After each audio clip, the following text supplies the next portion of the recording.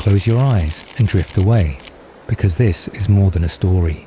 It's the ultimate journey into the deadliest dragons of Greek mythology, with a voice made specifically for rest and vivid detail to bring each ancient guardian to life.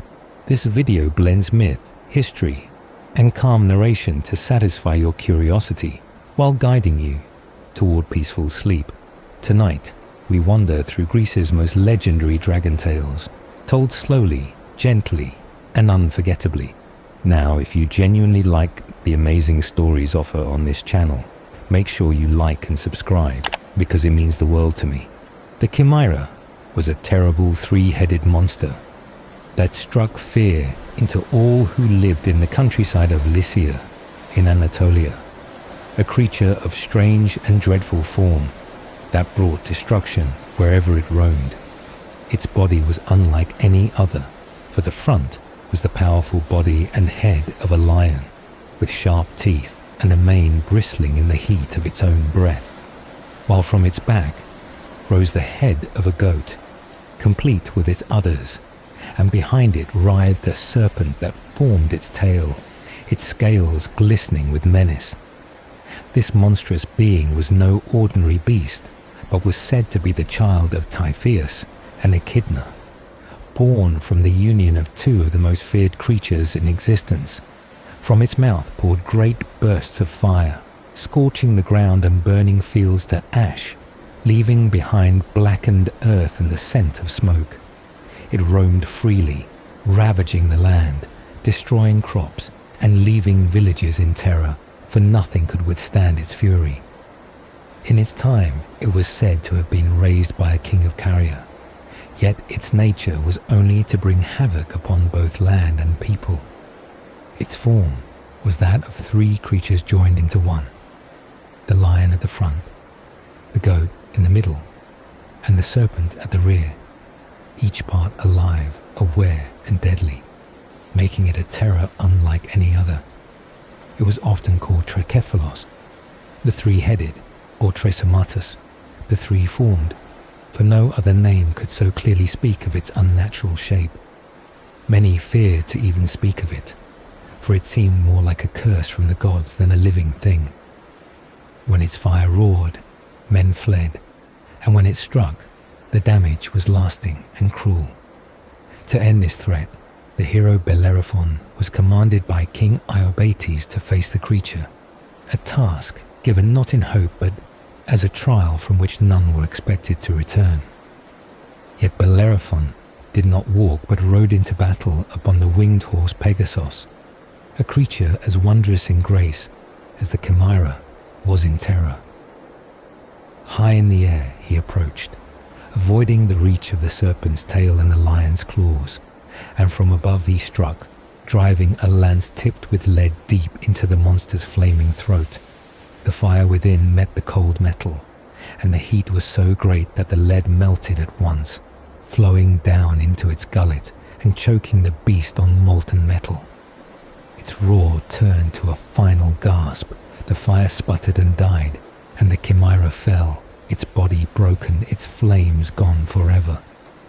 In later times, some would speak of the monster not as a living thing, but as the image of a Lycian volcano, with its lion's body the land, its goat's head the rising peaks, and its serpent's tail the streams of molten rock that could lash out with sudden destruction. But for those who lived when it walked, the Chimera was no mere symbol. It was a living terror, born of monstrous parents, kin to other great beasts like the Sphinx and the Nemean lion, and it had been brought to ruin only by courage, cunning, and the winged speed of Pegasus.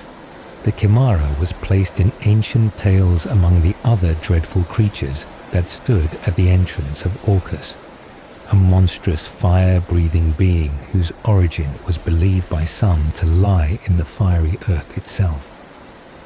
Many thought its story came from the volcano called Chimera near Phaselis in Lycia, or from the volcanic valley near the mountain Crocus, a place spoken of as the very scene where the events of its legend took place.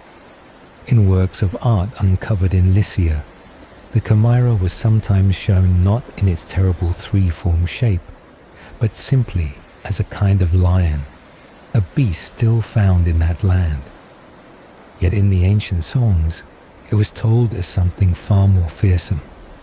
For in the time of the great epics, King Iobates of Lycia commanded the hero Bellerophon to slay this creature that none might approach, a thing not of mortal making, but of immortal nature, with the front part the head and chest of a lion, the middle part a goat's form, and the rear part the writhing coils of a serpent.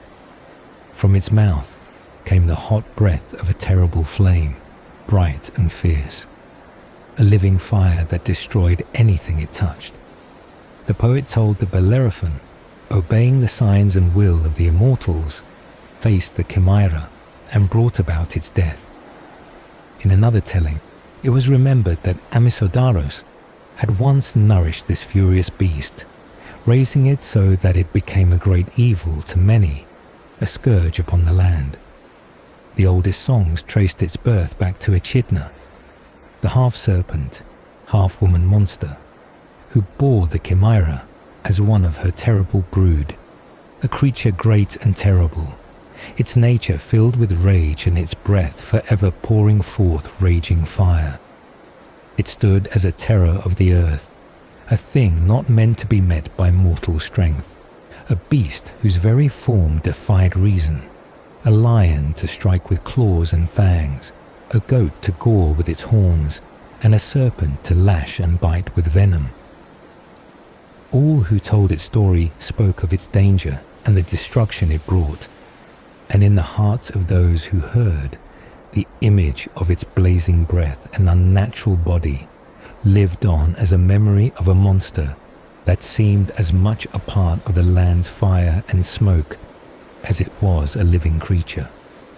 The chimera was strong and swift-footed, a creature of terrifying power whose body bore 3 heads.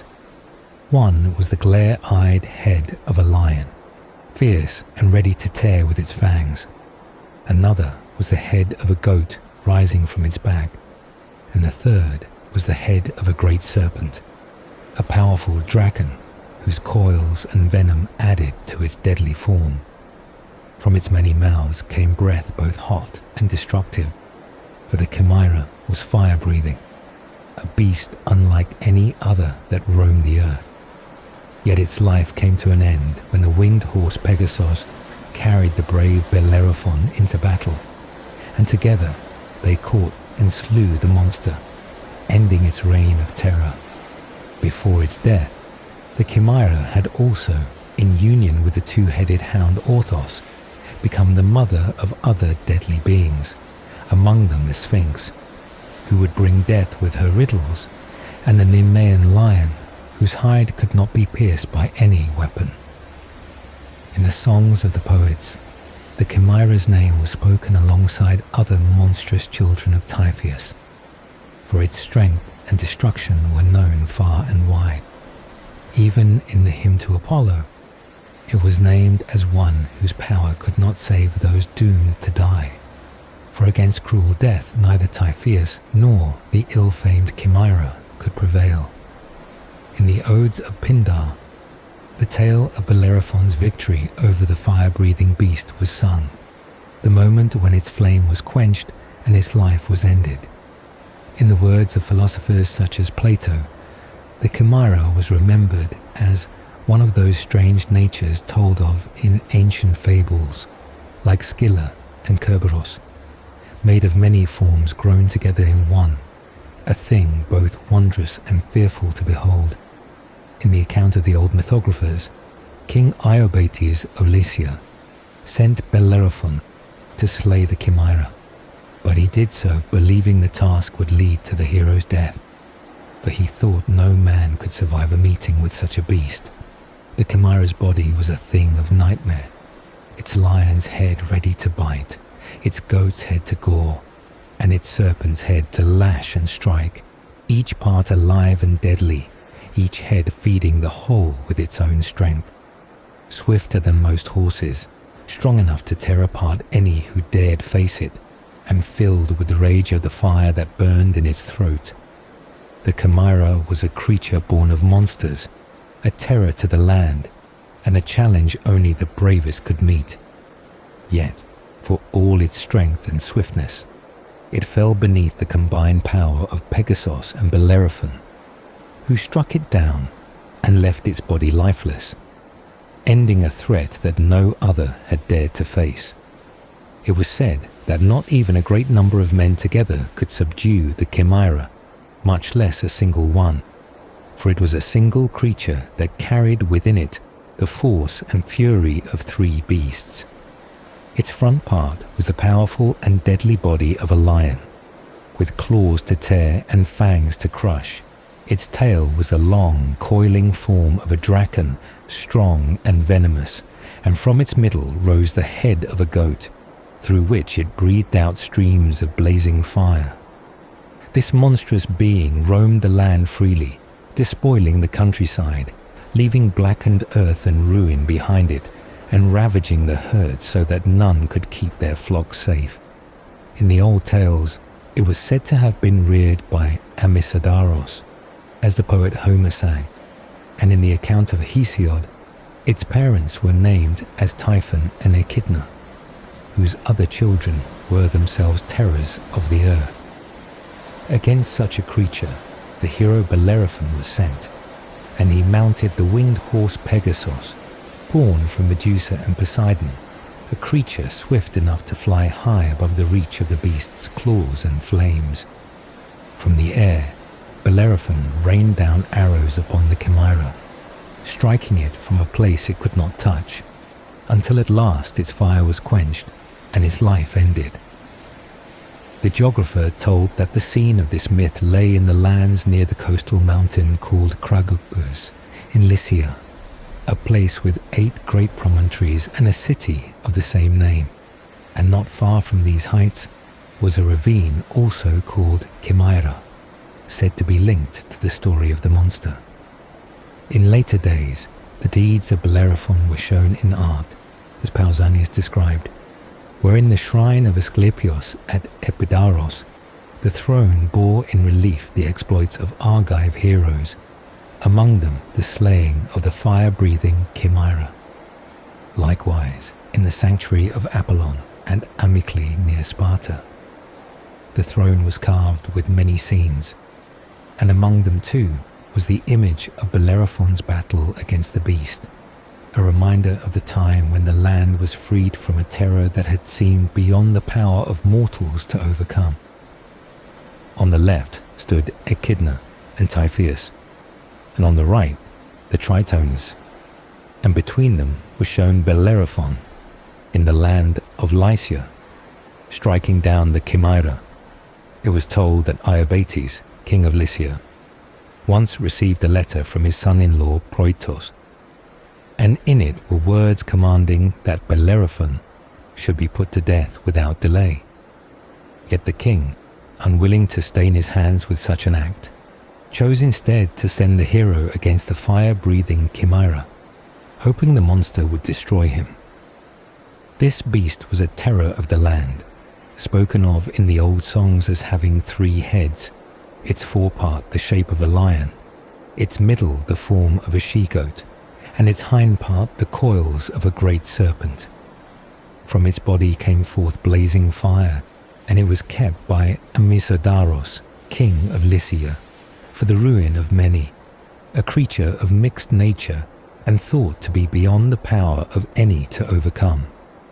Yet its story, though feared, belonged to those tales which seem to lie between truth and myth. Still, Bellerophon faced it, and to him was given the winged horse Pegasus, swift and strong, a creature to which nature had granted both great mind and great heart. This horse bore him above the clouds, out of reach of the monster's deadly breath, and from that height he struck at it until it was slain. The Roman storytellers too remembered the tale, saying that Iobates, unwilling to kill the hero himself, sent him to face this 3-formed beast of lion, goat and serpent. Riding Pegasus, Bellerophon brought it down, ending its fire and its fury.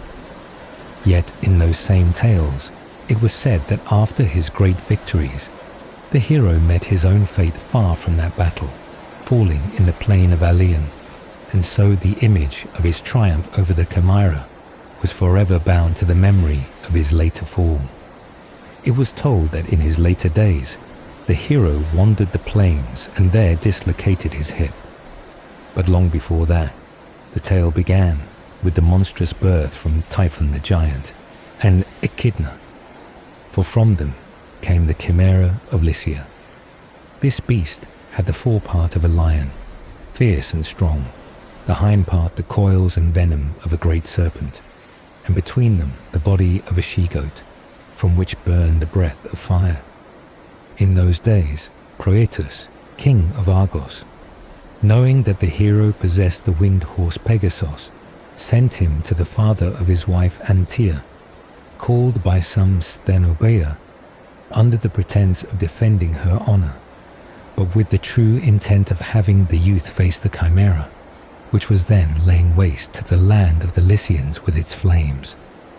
The poets named Lycia as the Chimera's land, a place marked by the cliff, where it prowled with lungs full of fire, the strength of a lion's chest and head, and the deadly lash of a serpent's tail. In the visions of the underworld, the beast was counted among the many monstrous forms that stood at the very doors of Hades.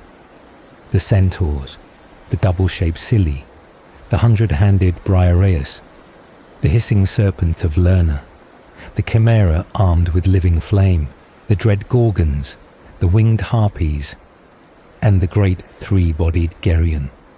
In the art of the ancients, the image of the Chimera's battle was shown, the black figure cups and carved works displaying Bellerophon astride Pegasus in the act of striking the fire-bearing creature. Yet, in the words of the philosophers, it was asked who in later days could truly believe that such beings as the Hippocentaur or the Chimera had ever walked the earth, for to many they had passed from feared reality into the realm of old and wondrous tales. The years erased the creations of the imagination, yet they confirmed the judgments of nature, and among those creations was the Chimera, a beast whose memory was tied not only to song, but also to the land itself. In Lycia stood Mount Chimera, a place that at night sent forth flames from its slopes, and nearby lay the city-state of Hephaestion, sacred to the fire god, whose surrounding mountains were often seen ablaze. The image of the creature lived in such places, and even in the words of poets and storytellers, it was linked to fire and destruction. In the tale of Medea, the witch spoke of having gifts taken from the Chimera's middle part, and of holding flames captured from the scorched throat of a bronze bull, as part of her enchantments to create magical fire. In later telling, the flight of the winged horse Pegasus was remembered with a touch of wonder and fear, for it was said that the reason he rose so high into the air was the panic of escaping the bite of the fire-breathing Chimera, and thus the tradition of his wings was given shape in story. Yet alongside this creature of fire, other beasts of dread filled the ancient world's memory, such as the great Drakon of Colchis, the serpent that guarded the golden fleece in the sacred grove of Ares. This dragon was vast, tireless, and ever watchful, and when Jason came with the Argonauts to take the fleece, the end of the serpent came either by the hero's hand or through the spells of Medea, who could lull even such a monster into slumber. In one strange version, shown only in the art of painted vases, the tale told that Jason himself was swallowed whole by the beast and then cast out again from its body.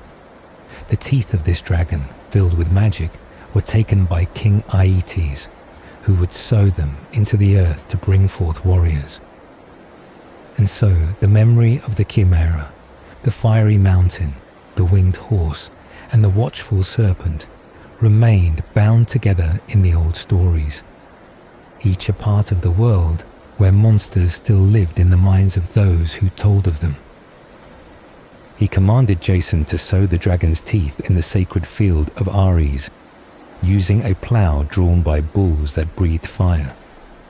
When the seeds were cast into the soil, they did not lie dormant, for from the earth sprang forth at once a host of fully grown warriors, the fierce Spartoi, armed and ready for battle.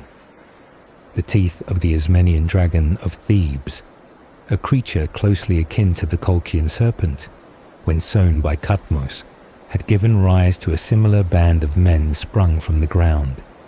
In the old songs, the family of the dragon was named as the offspring of Typhoeus and Gaia, or in other tellings, of Typhoeus and Echidna, and from it came the warriors born of its teeth. The golden fleece lay in Colchis, within a sacred grove of Ares, hanging from the boughs of an oak tree, guarded day and night by a serpent that never slept, its eyes always open, its coils always watchful.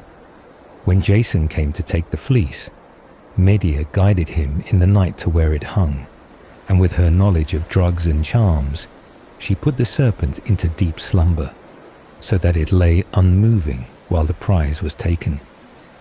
The poet told how Aeetes, king of Colchis, had spoken to Jason and the Argonauts, revealing the place where the knife of Phrixus had once stretched out the shining fleece. Yet in his heart he hoped the hero would fail in this last task. For the fleece lay not only deep within a thicket, but was gripped within the jaws of a ravenous dragon serpent, a creature so vast in length and breadth that it was greater even than a ship with 50 oars. In that place of shadows and leaves, the guardian coiled around its treasure, its body a living barrier, its fangs a promise of death to any who dared draw near. That Draken, of the glaring eyes and speckled back, was no ordinary creature, for in the telling of Argos, son of Phrixus, it was said that taking the fleece without the consent of Aeetes would be no easy task, since it was guarded on all sides by such a serpent, a deathless and sleepless beast, the very offspring of Gaia herself. She had brought it forth on the slopes of the great Caucasus, near the rock of Typhoeus, where, it was told, the monster had been born from the place where Typhoeus, after daring to rise against Zeus and being struck by the thunderbolt, had let fall warm blood from his head, in the dark grove of Ares in Colchis. The fleece was spread upon the top of an oak tree, and the serpent kept watch with a vigilance that never wavered, turning its head to peer in every direction, never allowing the comfort of sleep to close its unblinking eyes by day or by night. The plain of Ares and the sacred grove were its domain, and there, among the shadows of the god's wood, it guarded the treasure, the golden fleece hanging on the leafy branches, glowing with a light like the sun caught in a cloud. Medea herself promised to give the Argonauts this prize, for she had the means to subdue the beast, and she vowed to put the guardian snake into a deep sleep. Guided by her, Jason made his way along the path into the sacred wood, drawing ever nearer to the great oak where the fleece hung, gleaming bright as a cloud lit by the sun, while the serpent coiled below, vast and deadly, its watch unbroken until the moment the witch's art would bind it in slumber. Incarnadined by the fiery beams of the rising sun, the oak that bore the fleece shone with a strange and radiant light, but the serpent that guarded it with sharp and sleepless eyes had already seen them approaching.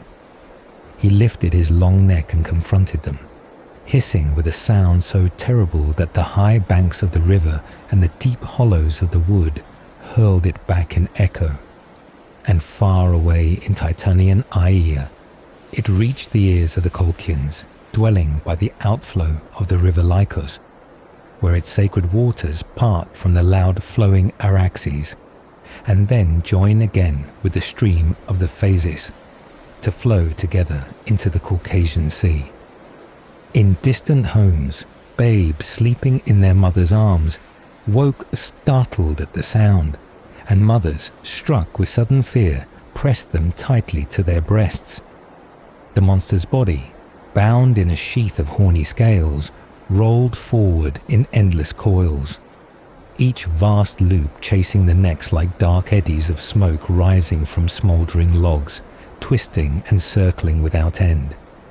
But as he writhed in his fury, he saw the maiden take her place before him, and he heard her voice, sweet yet filled with power, calling upon Hypnos, the god who conquers even the immortals, to bind his senses in sleep.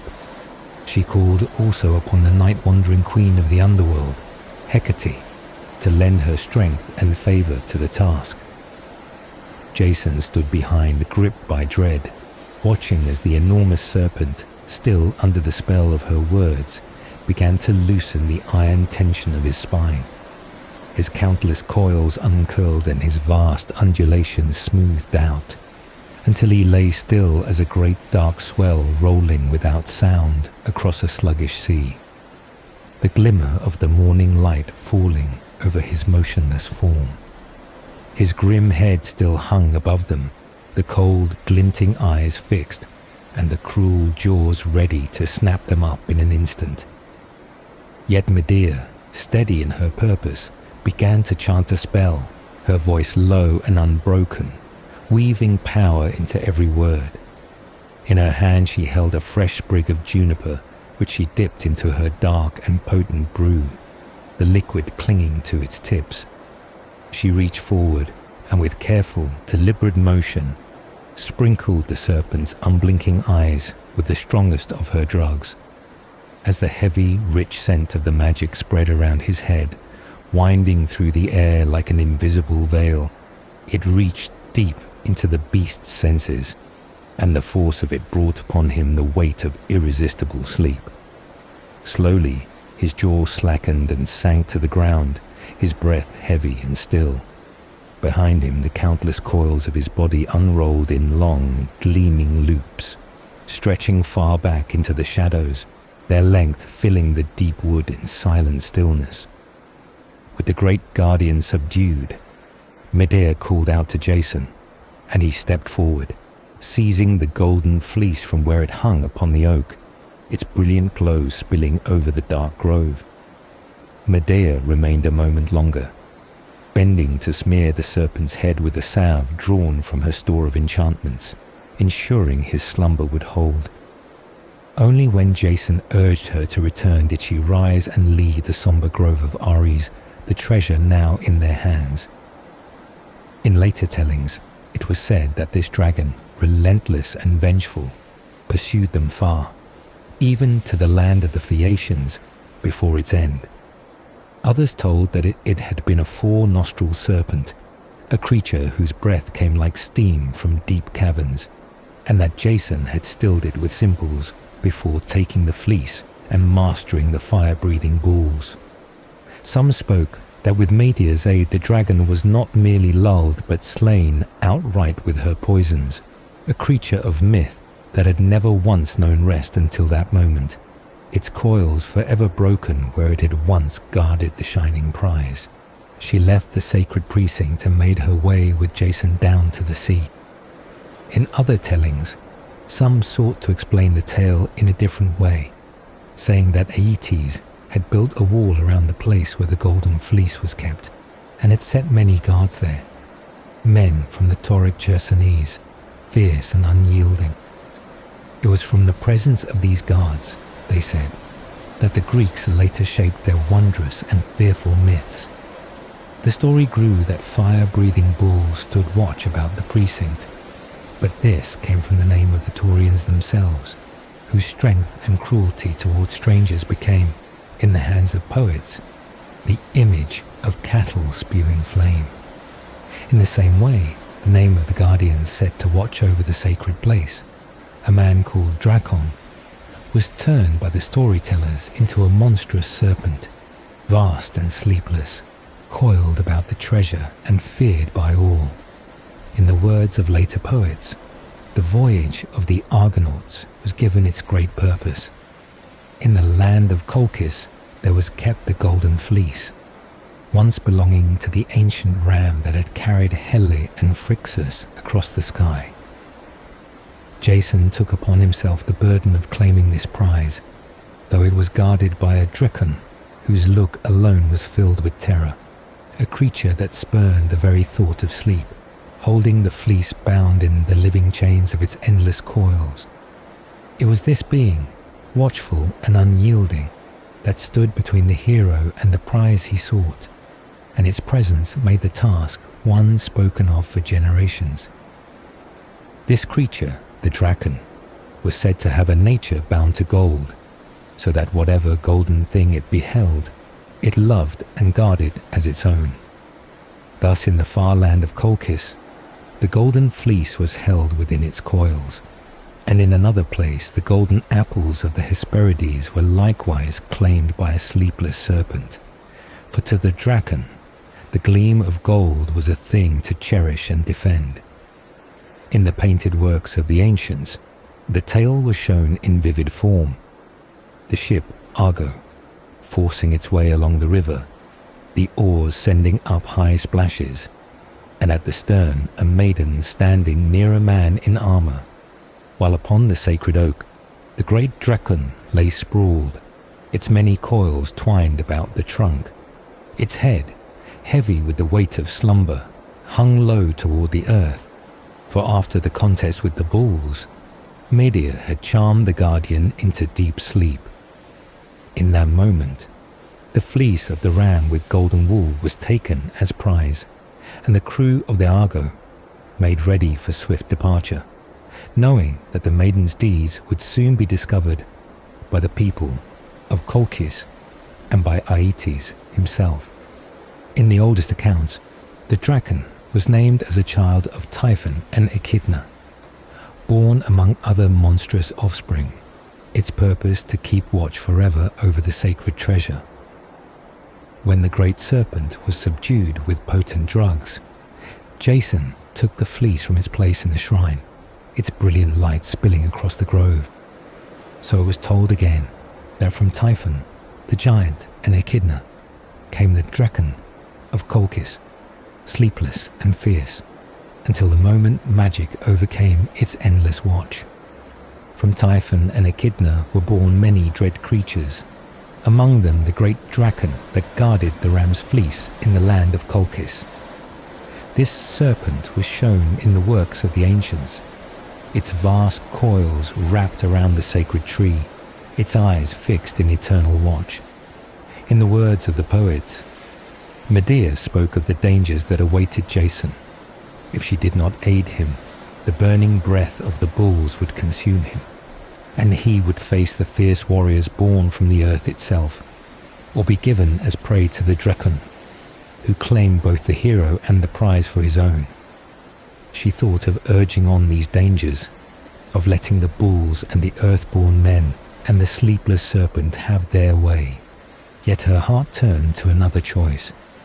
The task that remained was to subdue the guardian of the golden tree, the beast with its threatening crest, its tongue split into 3 forks, and its curving fangs filled with venom.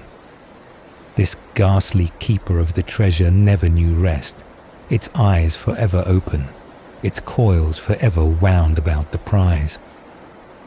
Jason, with the herb whose juice was steeped in the forgetfulness of Lethe, sprinkled the serpent's gleaming head, and spoke 3 times the words that stilled storms and calmed rivers, words that carried the weight of sleep. At last, those unblinking eyes closed, and the coils slackened. In that moment, the golden fleece was taken from the branches, shining with its own light, and Jason stood victorious, holding not only the prize of the ram's fleece, but also the hand of the one who had given him mastery over every trial. With both, he set sail from Colchis, his journey homeward carrying the memory of the serpent's watch ended by sleep. In the deep of night, under the strength of a spell, the plea was answered. Flaming breath from the dread bulls was tempered, their fury stilled, and at last the guardian Draken, who had never known rest, was lulled into slumber, so that the golden prize could be borne safely to the homes of Greece. The spoil of the ram, its fleece, a deep and gleaming gold, had been watched without pause by the sleepless serpent, yet was taken by the bold hand that dared the risk. The eyes of this sentinel never yielded to sleep, and to evade them was the final and greatest task. Medea told how in Colchis she had seen before her the fire-breathing bulls, the dreadful harvest of warriors sown from the serpent's own teeth, and the great coiled guardian itself. Love drew her forward, but fear gave that love even greater strength. When morning came, her sister entered and found her with loosened hair, lying face down, her tears fallen everywhere. The sister begged for aid to help the Argonauts, and what she asked for Jason, Medea gave. Soon the unsleeping sentinel came, its body covered in rattling scales, hissing as it swept the ground with the winding length of its belly. Before her, the flame-like eyes blazed, but with the force of her art, she drew the lids over them, closing them in slumber. The coils that had been drawn tight loosened and lay still. The hissing faded into silence, and the guardian, who had never before yielded to rest, slept beneath her power, leaving the fleece unguarded for the taking. Wrought by the strength of my drug, I gave into your hands the fleece, so you might carry it away unharmed. I, who could tame dragons and yoke the maddened bulls, I, who could charm the great Draken into sleep, found that I could not master the heart of one man. The witch of Colchis had bent even the fire-breathing bulls beneath a yoke of unyielding adamant, and had stilled the fierce jaws of the guardian serpent, so that the golden fleece might be carried to the halls of Aeson. In later telling, the ungrateful hero was reminded of the long-sought spoil of the ram of Phrixus, how the sleepless monster had been made to close its eyes in a slumber it had never known before. In the calling of spells, the witch named the greatest of the serpents and dragons, summoning Python, calling back the Hydra, and bidding the ever-watchful guardian of the fleece to leave its Colchian home and aid her. That same dragon, which through her enchantments had first been lulled to stillness. And in the words of another telling, when Peleus sent Jason on his quest, he spoke no warning of the monstrous Draken that held the fleece. Its massive coils wound in endless rings, its scales glinting in the dim light, and its eyes fixed in unblinking watch. Yet it was before this guardian that the witch's power prevailed, the serpent's breath slowing, its head sinking, and its coils loosening, until at last it lay quiet, the treasure it had guarded for so long taken from its keeping. Flickering forked tongue slid between its fangs as the princess called it forth from the inmost chambers, summoned by her charms and lured by food, offering honey cakes darkened with the venom of far and strange lands. In that sacred place, King Aeetes lifted his voice to Ares, the god whose oak bore the golden fleece, praying that the god keep watch, that his arms clash in warning, that his trumpet sound through the grove, and that his voice ring in the darkness. Hardly had the prayer ended when the Draken, gliding down from the heights of the Caucasian mountains, came into the grove at the will of the god, winding its immense body around every shadowed space, encircling the oak in its endless coils, and turning its gaze toward the land of Greece. It was there to stand guard, alert to every threat, ready to meet the dangers foretold by Phrixus long before. Night after night the serpent kept its vigil, its countless coils wrapped around the grove and the golden fleece, never ceasing in its watch. Medea, knowing this, spoke of her plan to enchant it with the black venom in which she placed all her trust, to lure it from its post and draw it into the grip of slumber, freeing the way to the treasure. Yet she warned Jason of the peril still ahead, telling him that even after the bulls were subdued, a far greater trial awaited him at the mighty tree of Ares, a task she had not yet fulfilled, one she wished with all her heart he might never have to face. Faith in me, and in Hecate, queen of the night, and in the power we hold. So she spoke, and to show the hero what peril yet remained, she stirred the great dragon from where it lay coiled in countless loops. At once she cast before the beast the shadow of the Hermonian prince, and the serpent, roused as never before, lifted its massive head and poured out a hiss that vibrated through the grove. Alarmed, it drew itself higher about the golden fleece it guarded, its vast coils bristling along the trunk and branches of the sacred tree, until the whole oak seemed alive with the hissing of its scales. With empty jaws it struck at the air, seeking the intruder, its body writhing in restless fury. Hearing the crashing and the hiss that broke the stillness, Jason, chilled with fear, called out to the maiden to tell him the cause, even as his hand reached for his sword. She only smiled, drawing him aside, and quieted the serpent with her will before speaking. This, she said, was the last of all the dangers her father's wrath had prepared for him. The final trial, greater even than the rest. She lamented that she could not see him climb the great ash unaided, its rough bark and dark branches interwoven with the folds of the sleepless guardian, and stand upon its limbs while trampling the coils of the monster beneath his feet. That, she said, would have been her joy, even if it meant her own end. With those words she fled, leaving him in the grove. She went swiftly, her steps frenzied, passing through trackless ways, and he followed close, his heart moved with pity for her. But then, in the distance, the sky broke into a mighty flame, and the darkness itself seemed to quiver, lit with fierce and angry gleams. Glows the heavens so? What is that baleful star? He asks, and the maiden answers to his fear that it is the eyes and the angry glare of the draken he sees, for from its high crest leap those quivering flashes, and upon her alone does it fix its gaze. As ever, it summons her of its own will, and with a tongue that seems to fawn, it asks for the food she brings. She turns then to him, and asks if he would dare to take the fleece while the serpent is wakeful and can see his foe, or if she should instead steep its eyes in the weight of drowsiness and deliver it to him, subdued. He remains silent, held in the grip of awe for the maiden and the power she wields.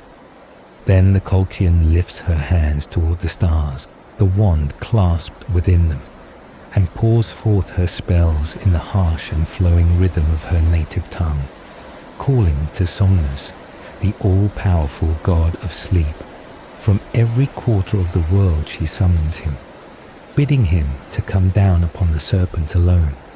She speaks of how often with a touch of his horn he has stilled the motion of waves, hushed the drift of clouds, quenched the blaze of lightning, and dimmed all that gleams in the vault of heaven. But now, she says, she calls for a greater work, asking him to come with a power most like that of his brother Death. Then she speaks to the faithful warden of the fleece, telling him it is time at last to turn his eyes from his endless watch, for with her beside him there is no guile to fear. For a little while, she bids, let his gaze and his duty rest. I will guard the grove myself, she told him, and meantime lay aside thy long toil.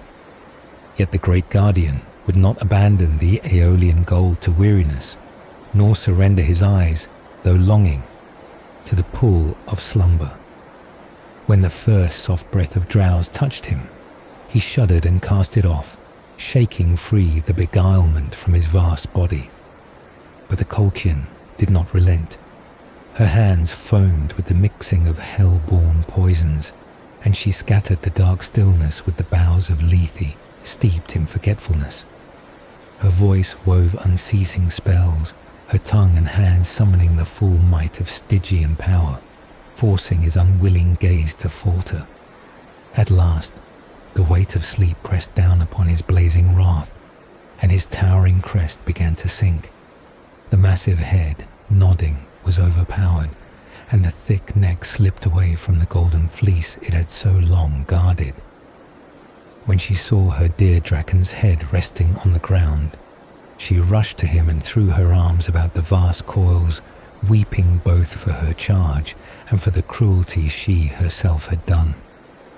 She spoke to him in sorrow, remembering the nights when he had received her with trust, when in the darkness she had brought holy offerings and food, when she had placed honey cakes into his open jaws and nourished him faithfully with her draughts. Now he lay in his gross bulk, motionless, his breath slow and heavy within the still frame. Yet she took small comfort in knowing she had not slain him outright. "Alas," she cried, "how harsh the daylight will be for you now, for soon you shall see no fleece and no bright offerings beneath the shadow of your sacred tree. Give place then, and spend thine old age in other groves, forgetting me, I pray, nor let thy deadly hissing pursue me from sea to sea. And thou too, son of Aeson, waste no moment in delay. Take the fleece and be gone. My dark arts have stilled my father's bulls, quenched their fire, and laid low the warriors sprung from the earth. Lo, the body of the Draken lies at thy feet, and now at last, yes, I hope at last, I have fulfilled every perilous deed my hands have wrought." When the hero asked by what path he might climb to the high summit of the gold-laden tree, she urged him on with courage, bidding him place his feet upon the Draken's back itself and make it his road. Without hesitation, the child of Cretheus trusted her word and began his ascent, scaling the great ash tree whose branches rose high into the sky. Still those branches clasped in their shade the skin of ruddy hue, the fleece that had been the goal of so many labours. With firm hand he seized it, the long-desired prize, the final fruit of all his toil, the tree which for a year had borne the memorial of Phrixus's flight, now gave it up only with a groan, and as the treasure was torn from its place, a heavy gloom fell upon it, as though the very light had departed from its boughs. Extracted from the guardian of the fleece, though in other tellings taken from the Draken that kept watch over the sacred grove of Ares near Thebes, these teeth held a grim power. Aeetes commanded Jason to yoke the metallic bulls forged by the hand of Hephaestus, and to sow in the earth the dragon's teeth he had received from Athena, half of those once sown by Cadmus in Thebes. Medea warned him of the danger, telling him that once the teeth were planted, armed warriors would spring fully grown from the soil to strike at him. She told him the only way to survive. When they gathered together in their number, he must cast stones into their midst from afar, so that in confusion they would turn their weapons on one another, and as they fought, he could strike them down. Trusting her counsel, Jason yoked the bronze-footed, fire-breathing bulls and drove them over the hard, unbroken plain of Ares, the ground trembling beneath their weight and scorched by their blazing breath. Into the deep furrows he scattered the teeth, and from the dark soil there rose at once men armed for battle, shields lifted, spears poised, and eyes fixed with the fury of war. Wherever they gathered thickest, he hurled his stones unseen, and as each believed his neighbour the aggressor, they fell upon one another with deadly blows. The plain rang with the clash of iron and the cries of battle, and in the chaos Jason moved among them, cutting down those who still stood until the field was strewn with the fallen. And the task was complete. Ploughing a 4-acre field from ridge to ridge, I drive the team hard until every furrow is cut deep into the stubborn ground. But I do not scatter corn into the soil. Into those furrows I cast the teeth of a monstrous serpent, and from them, as if born of the earth itself, armed men spring forth, rising with shields and spears to surround me on every side. One by one, as they come against me, I strike them down with my spear until none are left standing. At dawn I yoke my team, and by the time the sun falls, my harvest is complete. Such is the task, and if you can match it, the fleece shall be yours that very day. To prepare for this trial, Medea gave her counsel, bidding that in the morning the charm be melted, and the body stripped bare and anointed with it as with oil. The power in it would give strength beyond measure and courage without end, making the skin proof against the points of the earth-born warriors and against the searing flames that the savage bulls spewed forth. With the bulls subdued and the field ploughed, the serpent's teeth are sown, and from the dark soil giants rise in the furrows, their armor glinting, their weapons raised. Then, she said, wait until they gather in number, and before their eyes can find you, cast a great boulder into their midst. Like starving hounds they will fall upon it, each believing the other his enemy, and in their frenzy they will strike each other down, leaving the field open for you to finish the work, and kill one another. That is your moment. Plunge into the fray yourself. The teeth were those of the great Aeonian serpent, guardian of the spring of Ares, whom Cadmus had slain in the land of Ogygian Thebes when he came in search of Europa. Guided by the sign of a heifer sent to him by Apollo, he settled there, and Athena, lady of Trito, tore the teeth from the serpent's jaws. She divided them, giving half to Aeetes and half to Cadmus, who sowed them in the Arnian plain, raising from the soil an earthborn clan of warriors, of whom only those who escaped the spear of Ares survived. These were the same teeth Aeetes now gave to be taken to the ship, certain in his mind that even if Jason yoked the bulls, he would never survive the sowing.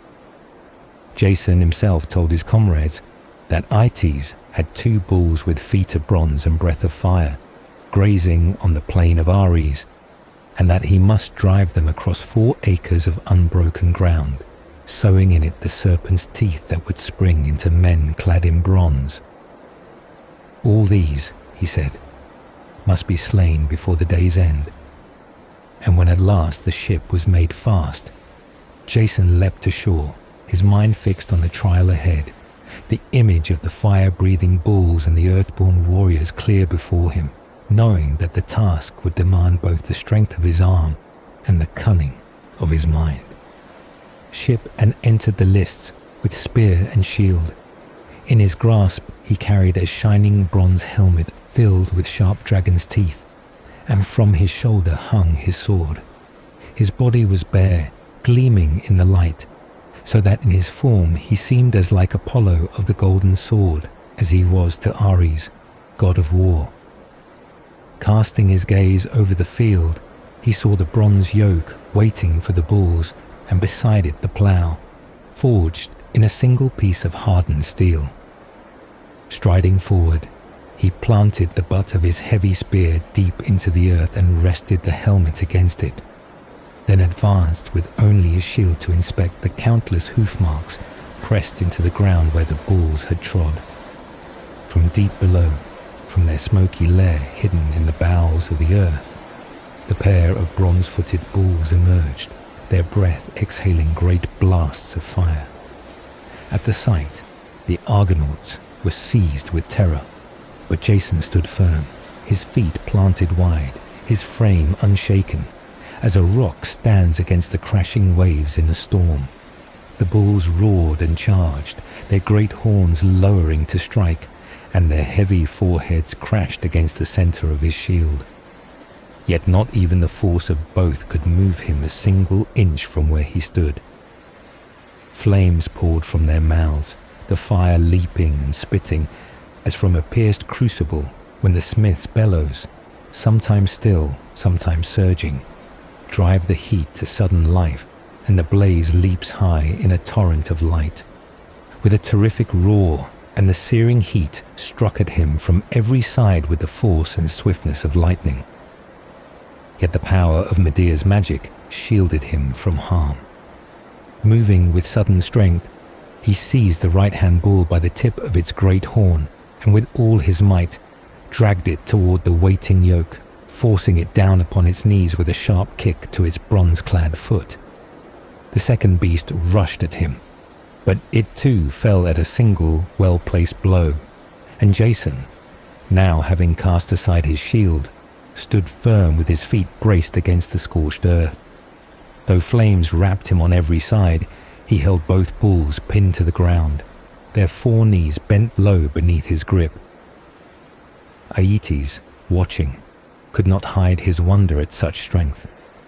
Then Castor and Polydeuces, stationed for the task, came swiftly to his side, lifting the heavy bronze yoke and handing it to him before retreating from the suffocating heat back toward the ship. Jason bound the yoke fast upon the bulls' thick necks, raised the bronze pole between them, and fixed it in place by its pointed end. Slinging his shield across his back once more, he took up the weighty helmet filled with the sharp dragon's teeth and grasped his spear, unyielding in his hands. Like a seasoned ploughman guiding his blade, he pricked the bulls beneath their flanks and steered the adamantine plough. At first they fought against the harness, their fury high, breathing out bursts of fire with each bellow, their breath roaring like a wild, blustering wind over the plain. Wind that drives frightened sailors to take in their sails and pray for safe harbour. Yet soon, urged on by the sharp prod of the spear, the bulls moved forward, tearing the rough fallow apart beneath their bronze hooves, and the stubborn ground, broken by their strength and the power of the ploughman guiding them, yielded in deep furrows behind. The great clods of earth groaned as they split and rolled away, and Jason followed close, his feet set firmly in the churned soil, casting the dragon's teeth into the furrows as he went. He threw them far from his body, turning often to glance behind, lest the deadly harvest of earthborn men spring up too near and overwhelm him unawares. Still the bulls laboured on, their breath hissing from flaring nostrils, until the sun marked that only a third of the day remained. Where other labourers in gentler fields might look to free their oxen from the yoke and rest, this unyielding ploughman saw his work brought to its end, the whole 4-acre field turned and sown. Releasing the bulls from their harness, he drove them away, and they galloped across the plain. Seeing that no warriors had yet risen from the planted teeth, he seized the moment to return to the ship, where his comrades met him with voices of praise. Kneeling, he dipped his helmet into the flowing river and drank deeply, letting the cool water ease his thirst, then bent his knees to keep his limbs supple. Strength renewed, he roused himself to a fighting rage, for now the earth itself began to quicken, and from every furrow the earth-born men, the grim Spartoi, sprang upward like a sudden crop of ripened grain, the children of the war god's seed. Sacred plot bristled with stout shields, double-pointed spears and gleaming helmets, their polished bronze catching the light so that the very air above seemed to shimmer. The brightness leapt upward and struck the heights of Olympus, for this host, sprung full-grown from the dark soil, shone like the great gathering of stars piercing the blackness of a winter night, when snow lies deep and the winds have swept the heavy clouds away. Yet Jason, remembering well the counsel given by Medea of many wiles, wasted no moment. From the furrowed ground he seized a vast round boulder, a monstrous weight that even 4 strong men together could not have shifted, but which seemed light in his grasp. With a sudden rush, he carried it forward and cast it far into the midst of the earthborn warriors. Then he crouched low behind his shield, unseen, his heart steady with confidence. At the sound of the stone's fall, the Colchians let out a cry as loud as the crash of the sea upon jagged cliffs, and even Aeetes himself looked on in astonishment at the sight of the mighty missile whirling through the air. The warriors, like hounds driven mad, turned upon one another, their spears thrusting and shields clashing, each believing his neighbour the foe. Their shouts rose in fierce tumult, and they fell in great numbers, each upon the earth that had birthed them, like tall pines or ancient oaks swept down by a roaring gale. Then, like a blazing meteor that tears through the sky and leaves a trail of fire to warn all who behold it, the son of Aeson leapt forward with sword drawn, and in a whirlwind of steel he swept among them, cutting down all who yet stood, until none were left to face him.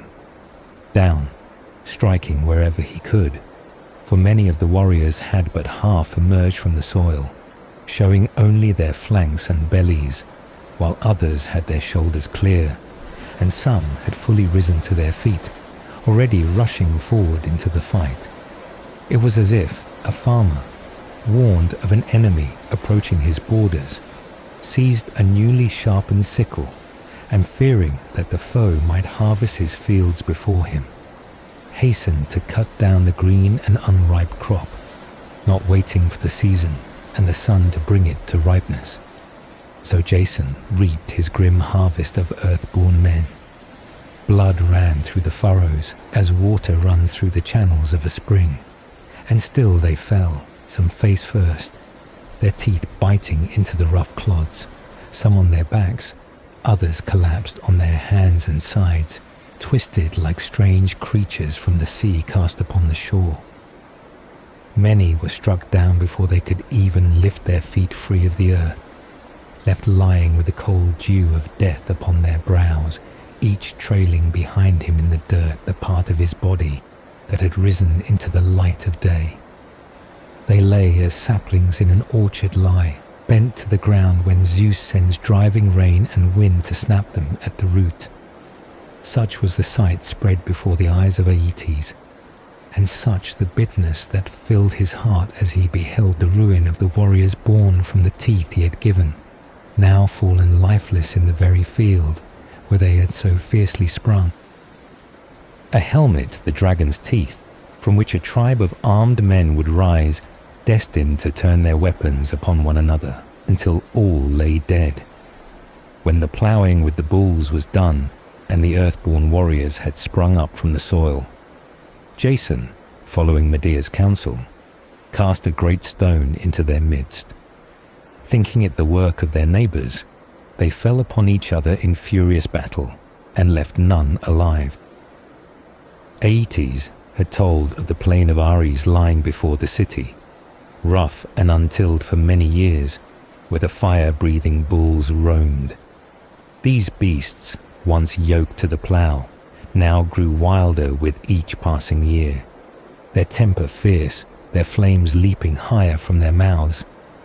He challenged the stranger to take his place in renown and turn the earth again, promising that the seed he once sowed would be given, and the harvest too, a crop of armed men from the teeth of Cadmus's serpent, so that the fallow would flower with bronze-clad warriors. He spoke, uncertain whether he would rather see the man consumed at once in fire and darkness, or let him labour, ploughing the field, sowing the teeth, and facing the deadly army that would rise. Jason, once the bulls were subdued and the ploughshare bit into the stubborn ground, moved as though he worked the wide plains of Libya or the fertile lands of the Nile. With measured strides he scattered the teeth by the handful into the furrows, the seeds of battle that would soon bear the grim fruit of men armed for war. On the ground and burdens the freshly turned land with the weight of war. Thrice from the very edge of the ploughshare rang out the trumpet of Ares, and from every furrow there blared the brazen horns. The warlike soil itself shook, and from it the phalanx sprang to life, taking arms as they rose, until the plain was filled with their number. The hero stepped back, and withdrew for a moment to his companions, waiting until the earth should show him the first ranks. At last the furrows split open before the bright crests, and the surface quivered beneath the peaks of helmets pushing upward. Then he rushed forward, and where the earth still clung to the base of their necks, before even the tops of their shoulders had come into the light, he brought down his obedient sword, severing their trunks at the ground.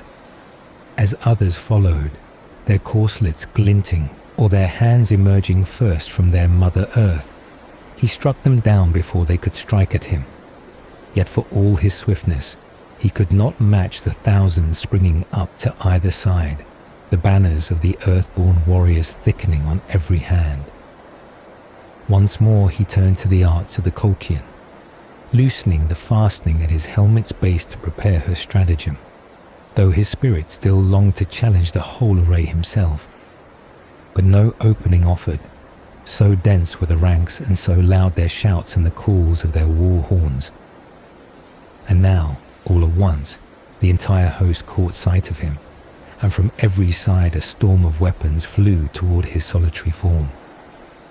Then mad, with fear in such peril, he hurled into their midst the helmet that Medea had filled with her dark and deadly poison, and at once the raging spears turned against one another.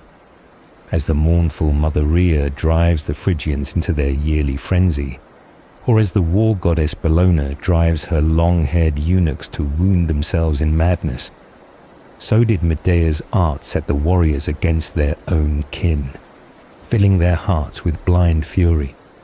Each man believed that the one he struck down was Jason himself, and each was consumed by the same unquenchable rage.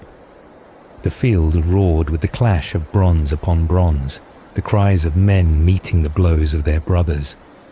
Aeetes looked on in horror, wishing to call them back from their slaughter, but the chaos was too great, the fury too deep, and his voice could not reach them through the storm of their hatred. No single man could be named as the first to fall or the last to stand, for they perished together in their thousands, all cut down by the hands of their own. In a moment, the plain that had swelled with the ranks of the earthborn lay bare once more, for the soil itself seemed to open and swallow its dead, leaving nothing but the churned ground and the silence after battle, placed amongst the stars of the night sky as shining constellations, where their forms would endure for all ages. The tale tells that Cassiopeia, proud beyond measure, boasted that her daughter Andromeda's beauty surpassed even that of the sea nymphs, the Nereids. The Nereids, wounded in pride, went to Poseidon and pleaded for vengeance, and the god answered by sending a great flood to cover the land, and by loosing a monstrous creature of the sea to ravage the coast.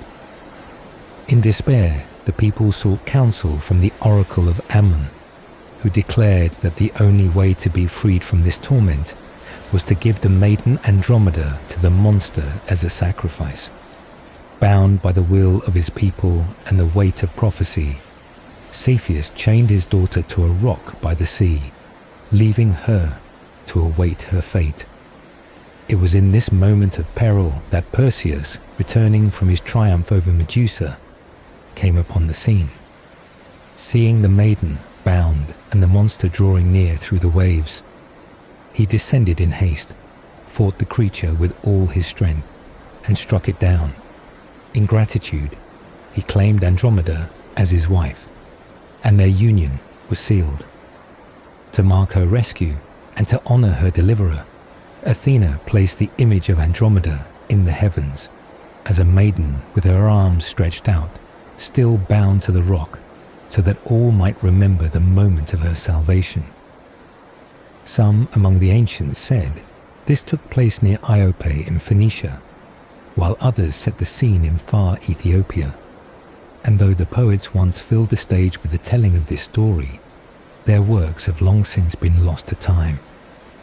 Arriving in Ethiopia, over which Cepheus ruled, Perseus came upon the king's daughter Andromeda bound to a rock, left as prey for a monstrous creature of the sea.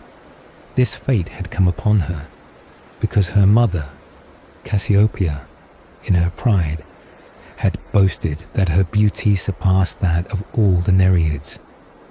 The sea nymphs, angered by the insult, went to Poseidon, who in his wrath sent a great flood to overwhelm the land and loosed a mighty sea monster upon its shores. The people, desperate for deliverance, sought the counsel of the oracle of Ammon, and the prophecy declared that the only way to end their suffering was to give Andromeda to the monster as a sacrifice. Pressed by his people and bound by the words of the oracle, Cepheus chained his daughter upon a rock beside the sea, leaving her to await the creature's arrival. When Perseus beheld her, the sight struck his heart with sudden love, and he vowed to destroy the beast if he might take her as his bride. Binding their promise with solemn oaths, he turned to face the monster. The sea roared and foamed as the creature came, but Perseus fought with courage and skill, striking down the beast and ending its terror. He freed Andromeda from her bonds, and together they left the place of her torment. Long after, in the land near the city of Joppa, the people told of a spring by the sea whose waters ran red as blood, saying it was there that Perseus, after slaying the sea monster, had washed himself clean of the battle stain.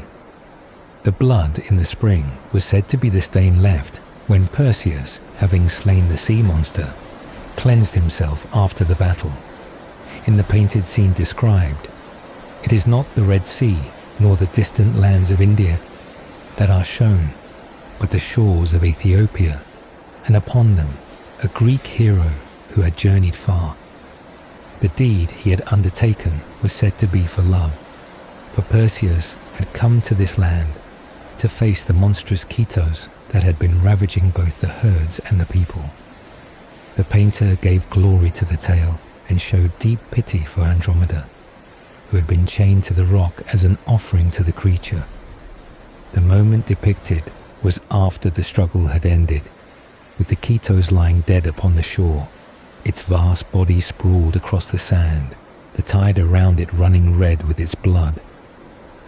Eros himself was painted there, freeing Andromeda from her chains, his wings spread wide. Though in this image he was not the usual boy, but a young man, still panting from the exertion of his aid. For before the fight Perseus had prayed to Eros to come with him and strike down the monster, and the god of love had answered, joining in the swift descent upon the beast. Andromeda's beauty shone all the more for the moment, her fair skin striking against the land of Ethiopia, and her expression caught between disbelief and wonder, as if unable to grasp that she had been saved. Her joy was mixed with fear, for though she had been freed from her cruel fate, the memory of the monster's approach still clung to her, and as she looked upon Perseus, her eyes began to soften, a cautious smile forming as gratitude and wonder filled her heart. It was said that her mother had claimed her beauty was greater than that of the Nereids, and for this boast, Poseidon, in his wrath, had demanded that she be given to a sea monster as sacrifice. Chained to the rock, she had awaited her doom, until Perseus, borne swiftly on the winged sandals of Hermes, descended through the air and delivered her from danger. In some tellings, her father was a king of the Ethiopians, and the gods, wishing to honor the memory of the deed, placed him among the constellations so that his name would endure. Perseus, who had faced the monster and triumphed, took her as his wife, binding their fates together.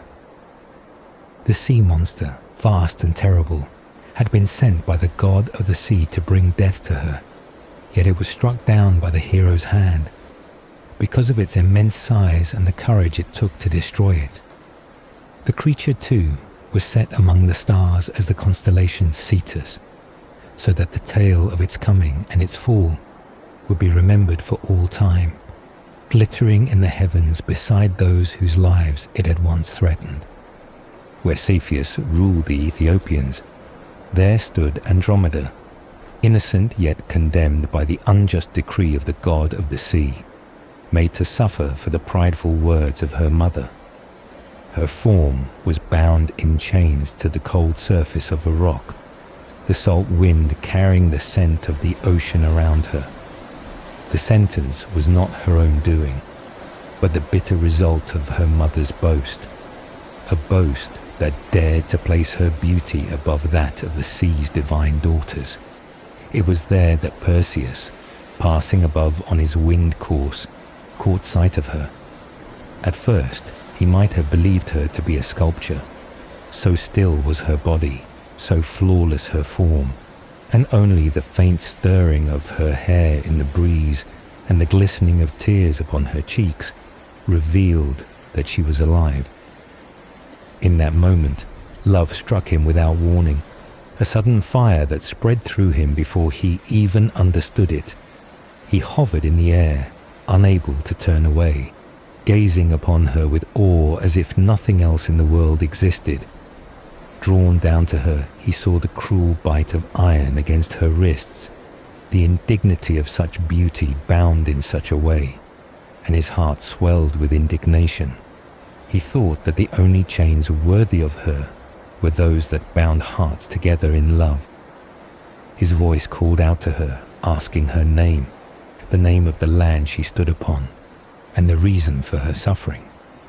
She lowered her gaze, hesitant and shamed, the presence of a stranger and her own plight keeping her silent. Yet as he gently urged her again, she spoke, not wishing her silence to seem like guilt.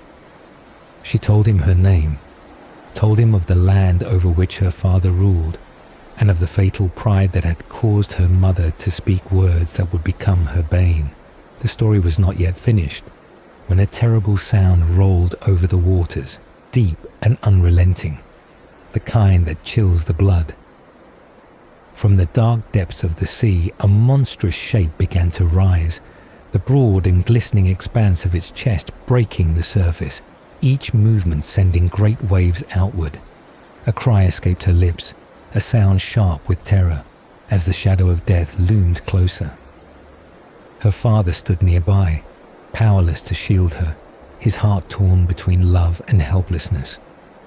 Her mother was with him, her face pale with fear and guilt, knowing that it was her own words that had set these events into motion. The two clung to each other and to their daughter, but could offer no rescue, only the hollow comfort of their arms and the anguish of their cries. Their hands gripped hers as tightly as the iron shackles, but their grip could not hold her from the fate that rose from the sea.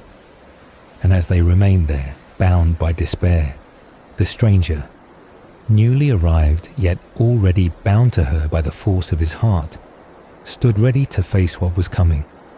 Long time was left for tears, but the moment for help was short, and so Perseus spoke, naming himself as the son of the great god, and of the woman who, while held in her prison, had been made a mother by the golden shower of the god.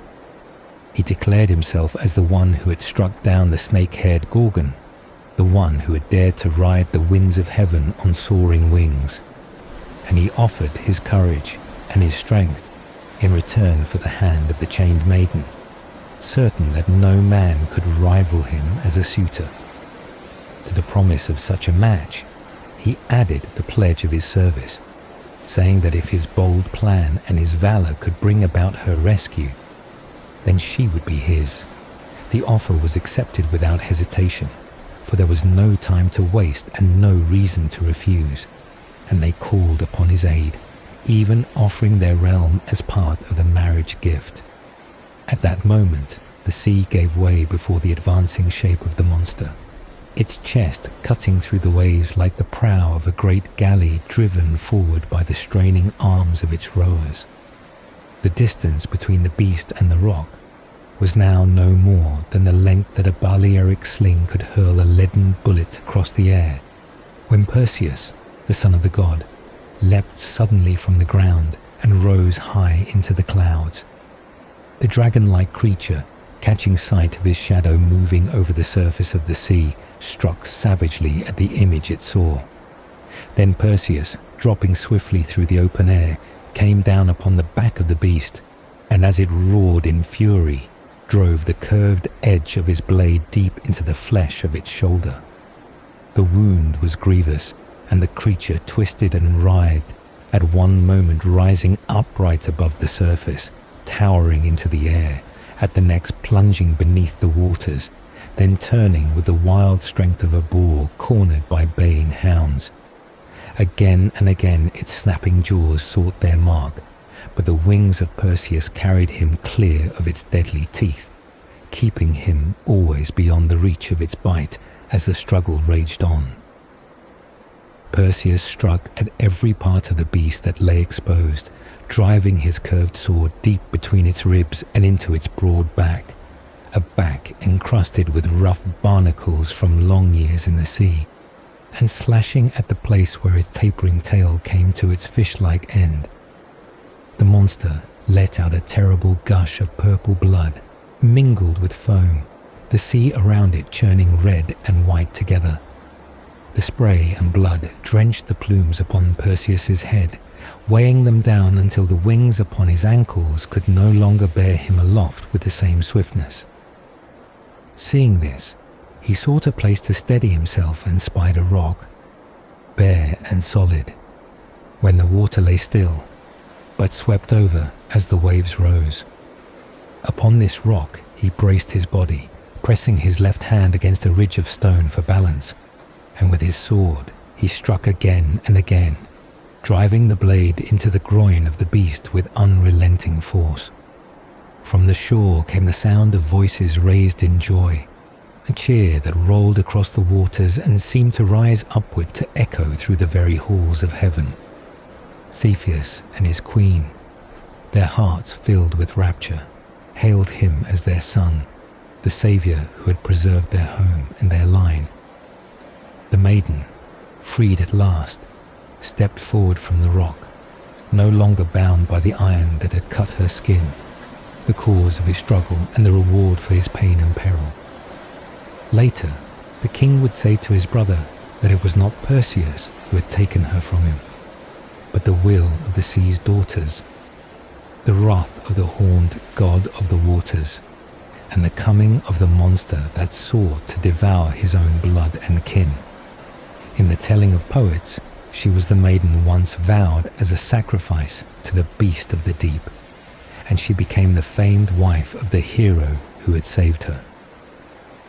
And in the record of the learned, it was said that the place of her deliverance was the ancient city of Joppa, standing upon the shore where the waves still break, its memory carried forward through time. Before the great flood, the city stood upon a hill, and before it there lay a rock where, it was said, the marks of the chains that once held Andromeda could still be seen. Upon that place there was a sacred honoring of the ancient goddess Cheto, the divine being who ruled over the monstrous creatures of the sea. In later song, it was told how the mighty sea monster rose from the depths, how Perseus struck it down with his curved blade, and how the sight of the Gorgon's head would later become part of the stars, with the maiden and the beast and the hero all set in the sky by the will of the great ruler of Olympus. It was said that this slaying took place beside the waters of the Erythraean Sea, and that with the gaze of the Gorgon's eye, Perseus turned a leviathan of the deep into lifeless stone.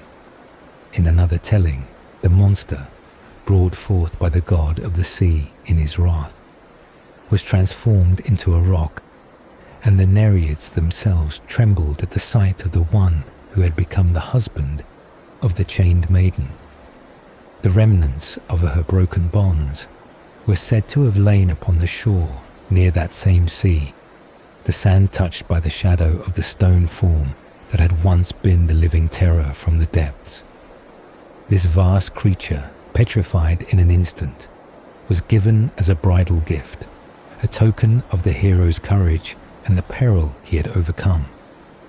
In each telling, the rock and the chains remained as witness, the sea beside them holding the memory of the struggle, and the name of the goddess, Sito, lingered there in honor of the monster that had once been sent against the innocent. Ladon was a great dragon set to guard the golden apples of the Hesperides and to bring torment to Atlas, who bore the weight of the heavens. This serpent, vast and powerful, was appointed to its task by the goddess herself, to ensure that none might take the precious fruit. It was during the course of his 12 labors that Heracles came to the garden, sent to recover the golden apples, and there he slew Ladon. The gods, in remembrance of the creature, set its likeness among the stars, forming the constellation Draco that coils around the northern pole. In the telling of Hesiod, Ladon's family was of the sea, its parents and kin, symbolizing the many dangers that lurk within the waters. The very name of Ladon, meaning strong flow, was thought to reflect the peril of powerful currents. In the records of poets and storytellers, the dragon's parentage was given in different ways. Some named Phorcys and Sito as its father and mother. Others said it was born of Typhon and Echidna, while still others called it the child of the earth herself. Known for its strange gift, Ladon could make many voices, changing its tones to deceive and confound. It never knew sleep, keeping its watch unbroken, its many heads always alert among the leaves and branches of the sacred garden. Heracles, when he came, brought that watch to an end, striking down the sleepless guardian. In honor of that battle, the image of their struggle was set by Zeus into the sky, where the serpent's form can still be seen winding across the heavens. Sito, joined in union with Phorcys, brought forth the youngest of the deadly dragon serpents, the one who dwelt at the far and shadowy limits of the earth, guarding the golden apples in the distant garden. This was the Hesperian dragon, a monstrous creature whose task was to keep the precious fruit safe from all who might seek it. In other tales, it was spoken of in the underworld as a terror among terrors, counted with the circling hounds of Cocytus and the blood-dripping crags of Acheron, its 100 heads ready to tear into the flesh of any who would face it, its power joined with other horrors like the eel of Tartessus and the Gorgons, who would rip apart the very entrails of the doomed. In the record of the mythographers, the serpent was called the immortal child of Typhon and Echidna, each of its 100 heads able to speak with a different voice, a chorus of sounds both strange and terrible. It was said by some that when Heracles came for the apples, he did not rely on the help of Atlas, but instead slew the guardian himself, cutting down the sleepless serpent and taking the fruit with his own hands.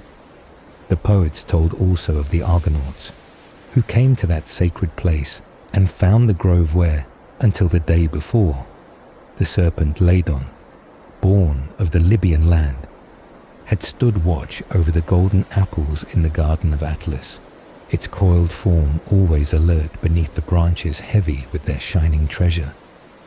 The dragon was ever watchful, never knowing rest, its many voices a warning to all intruders, until the day its watch was ended and the golden fruit was claimed. Close at hand, the Hesperides were gathered, busy with their tasks, their voices weaving together in a lovely song that carried through the sacred garden.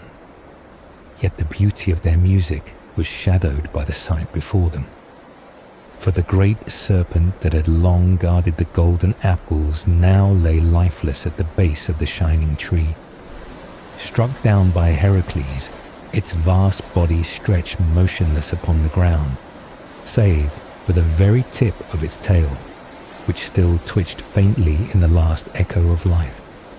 From the head downward, its dark spine bore no sign of movement, the spark within it extinguished. The deadly arrows, steeped in the gore of the Linnaean Hydra, had poisoned its blood, and the wounds where they had pierced festered so deeply that even the flies drawn to them perished at their touch.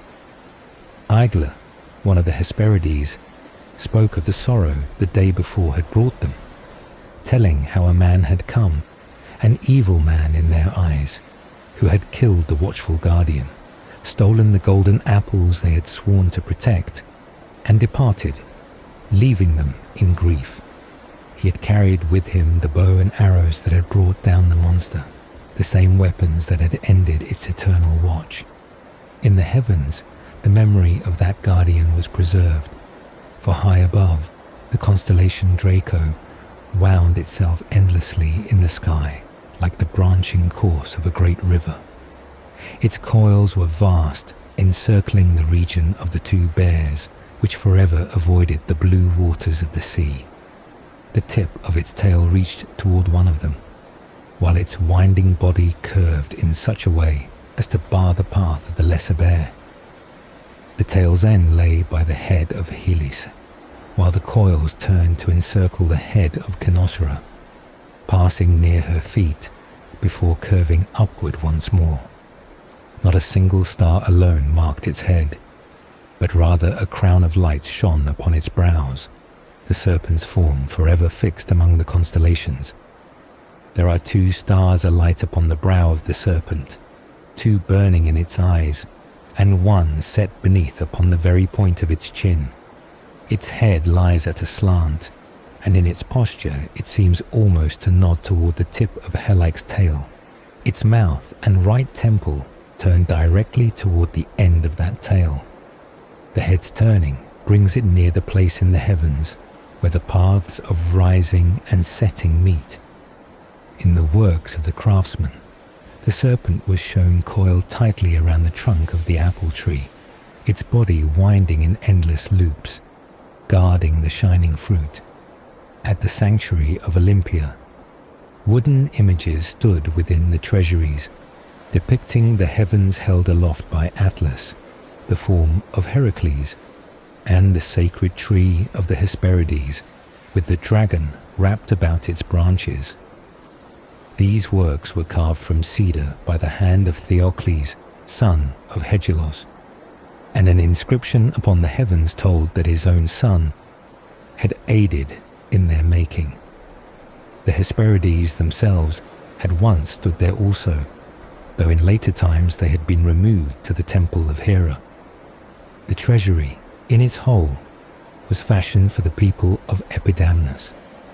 In another telling, the myth was given a different shape, where the dragon was no longer a beast, but a shepherd named Drakon, and the golden apples were not fruit, but a flock of golden sheep.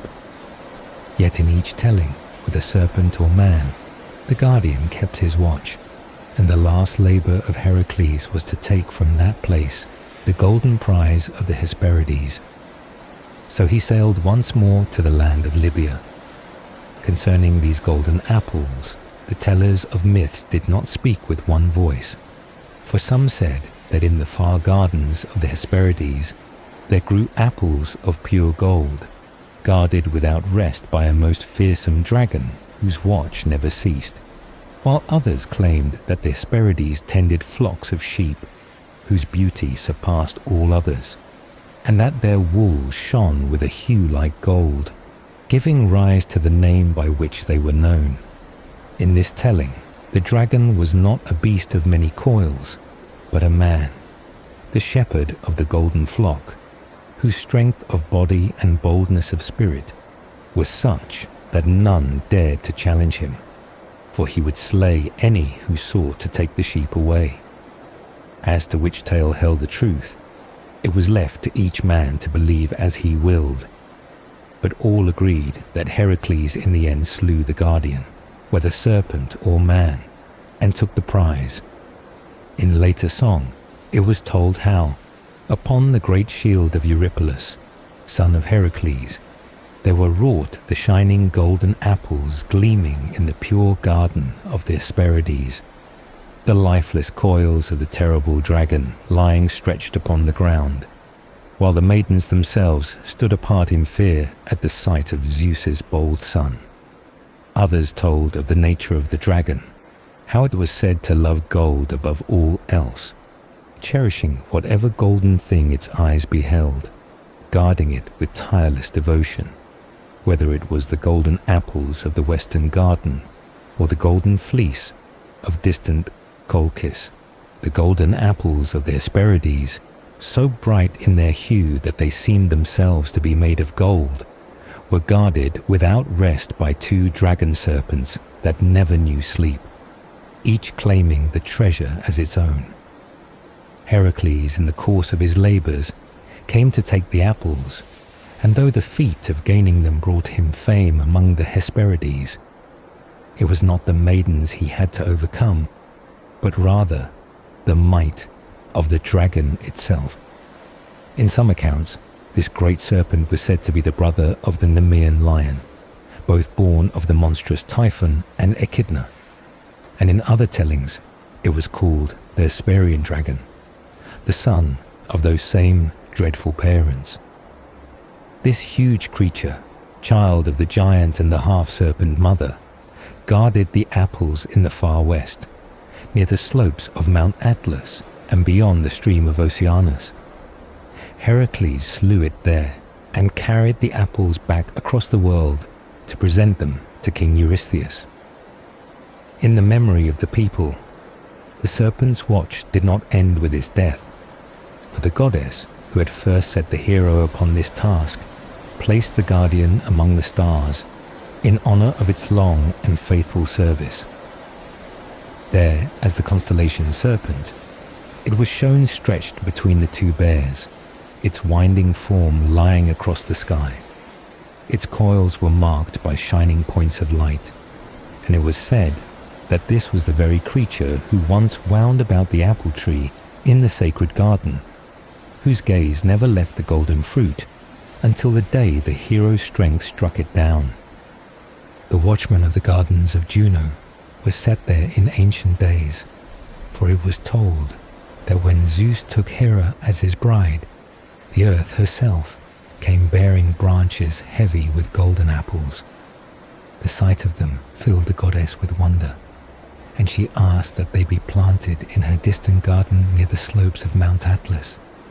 Yet the daughters of Atlas, drawn to the shining fruit, began to pluck them from the trees, and so the goddess, wishing to protect her gift, placed a guardian in that place. This guardian was the great dragon, coiled in endless watch, whose image was later set in the stars with the figure of Heracles above it, so that all who gazed upon the heavens would know why it was called the Draco. In the telling of Eratosthenes, the constellation of the Nila was none other than Heracles himself, placed above the serpent he sought to slay, his left hand gripping the lion skin, his right hand raised high with the club, ready to strike. The dragon of the Hesperides, it was said, never knew sleep, its eyes forever open, and so it was deemed the perfect guardian. Panyasis spoke of how Zeus, in admiration of the fierce contest between the hero and the serpent, set their struggle among the stars. In that celestial image, the dragon's head is lifted high, while Heracles, with one knee bent upon the ground, presses his left foot against the side of its head, striking downward with his club in a blow that seems to capture all the strength of his body. His lion skin is stretched in his other hand, his form leaning forward in the fight, the two locked in the eternal moment of battle that the sky still holds. The giant Atlas remembered well the warning given to him by the oracle of Themis Parnassia, telling him that a time would come when the golden fruit from his tree would be taken, and that the one who claimed this prize would be a son of Zeus. Fearing the fulfillment of this prophecy, Atlas surrounded his orchards with towering walls of solid strength and placed within them a guardian of great might, an enormous dragon whose watch never ceased, and he drove away all strangers who dared to come near the borders of his land. It was said that the apples were kept safe by this unsleeping serpent, whose eyes never closed and whose coils never loosened. In the farthest lands near the edge of Oceanus and beneath the setting sun lay Ethiopia, where the mighty Atlas bore upon his shoulders the great sphere set with shining stars. There a priestess of the Massilian people tended the shrine of the Hesperides, offering food to the dragon and guarding the sacred branches heavy with their golden treasure, sprinkling them with dew, honey, and the sleep-bringing essence of poppies.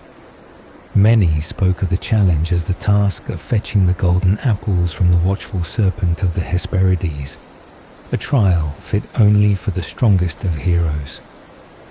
Heracles undertook this labor, venturing into the rich grove where the guardian kept its endless vigil, and from there he bore away the golden prize that the dragon had watched for so long. The tales of poets remembered this deed as part of the long wars the son of Alcmena waged against the monsters of the world, his hands, once strong enough to bear the heavens, turning their strength against the serpent whose duty had been to guard the most coveted of treasures. Let him bring back the apples from the deceived sisters, when the dragon set to guard the precious fruit has at last given his ever-waking eyes to sleep.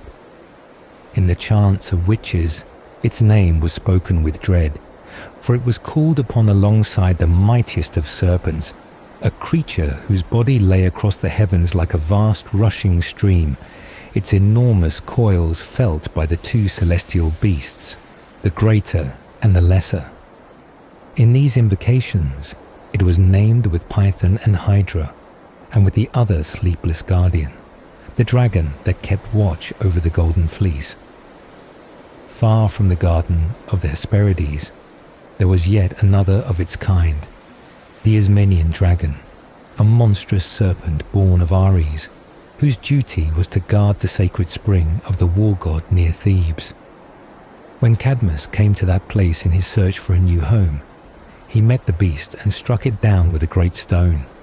By the counsel of Athena, he took the dragon's teeth and sowed them in the earth, and from them there sprang a crop of warriors fully grown and armed, the Spartoi, 5 of whom would go on to become the first lords of Thebes.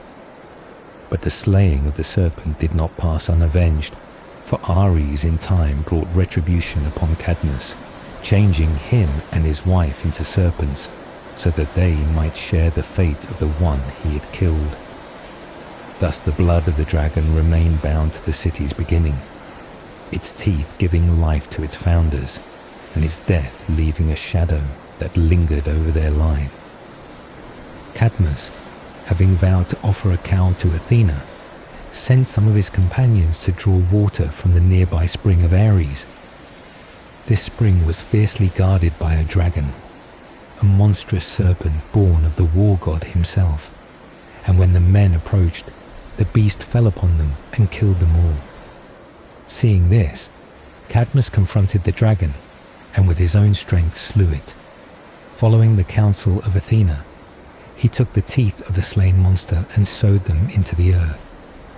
From the planted teeth there sprang forth fully armed men, born from the soil, fierce and ready for battle. These warriors turned upon one another, and in the chaos they slew each other until only 5 remained: Echion, Eudaeus, Chthonius, Hyperenor, and Pilo, who, according to the Theban tradition, became the ancestors of the people of Thebes. Yet the killing of the dragon was not without its price, for Cadmus was made to serve a penance in atonement, bound to a period of servitude to Ares, said by some to have lasted 1 year, and by others 8.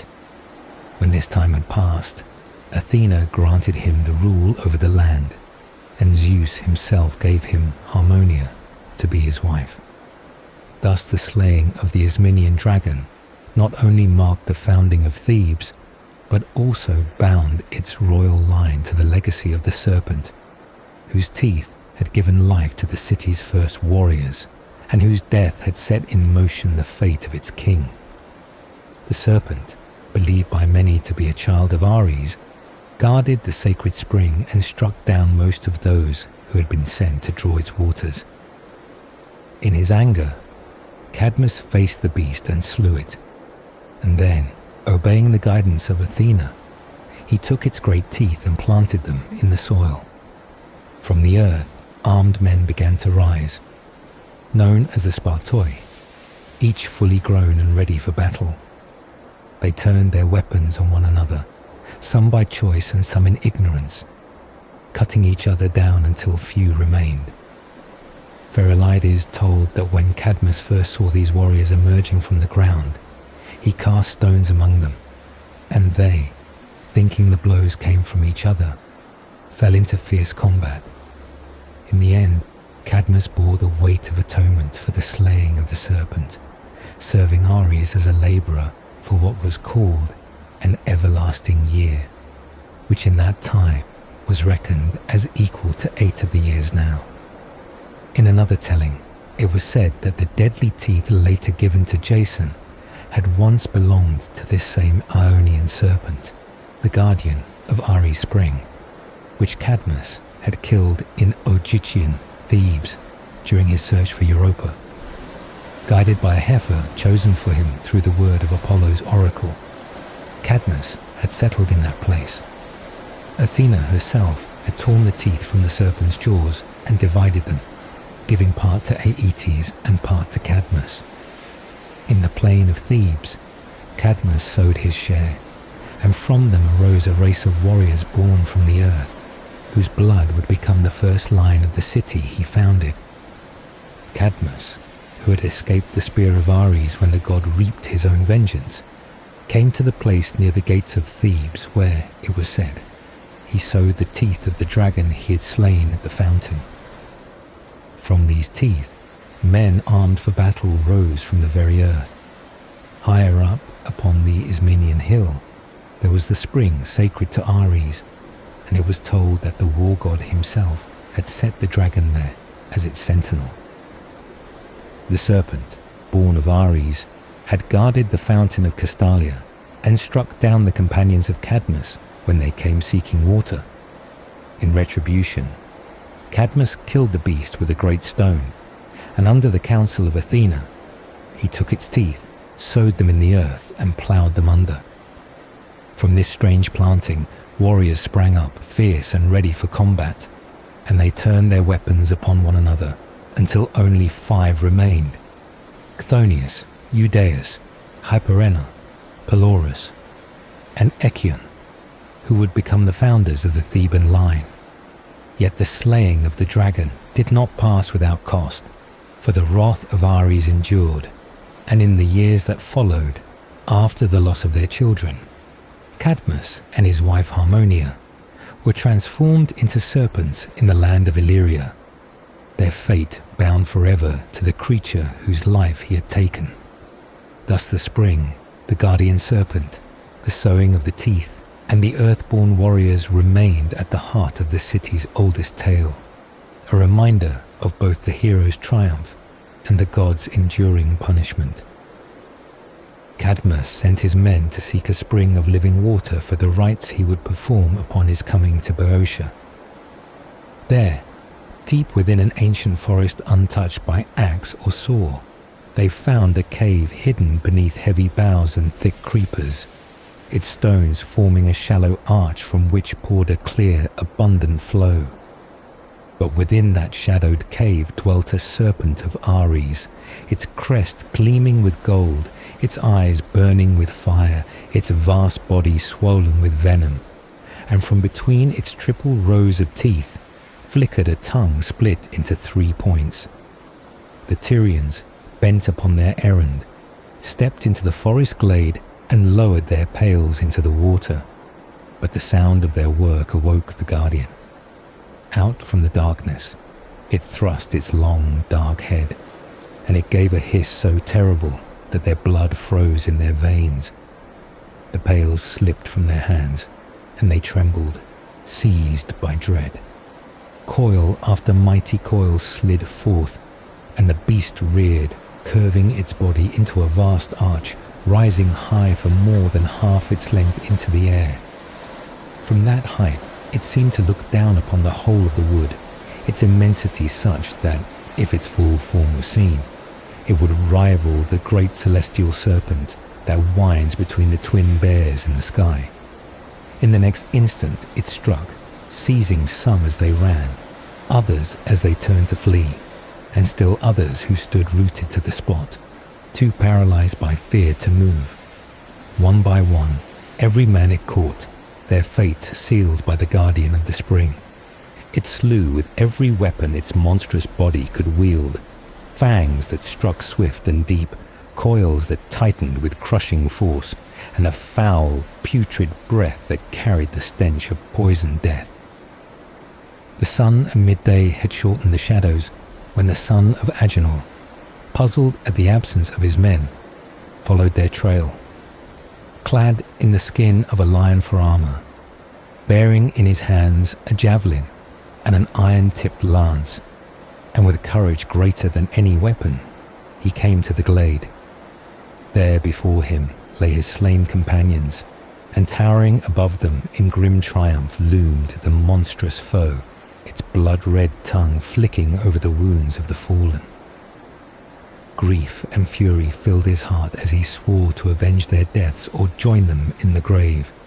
Seizing a massive rock, he raised it high and hurled it with all his strength, a blow mighty enough to shatter the walls of towers.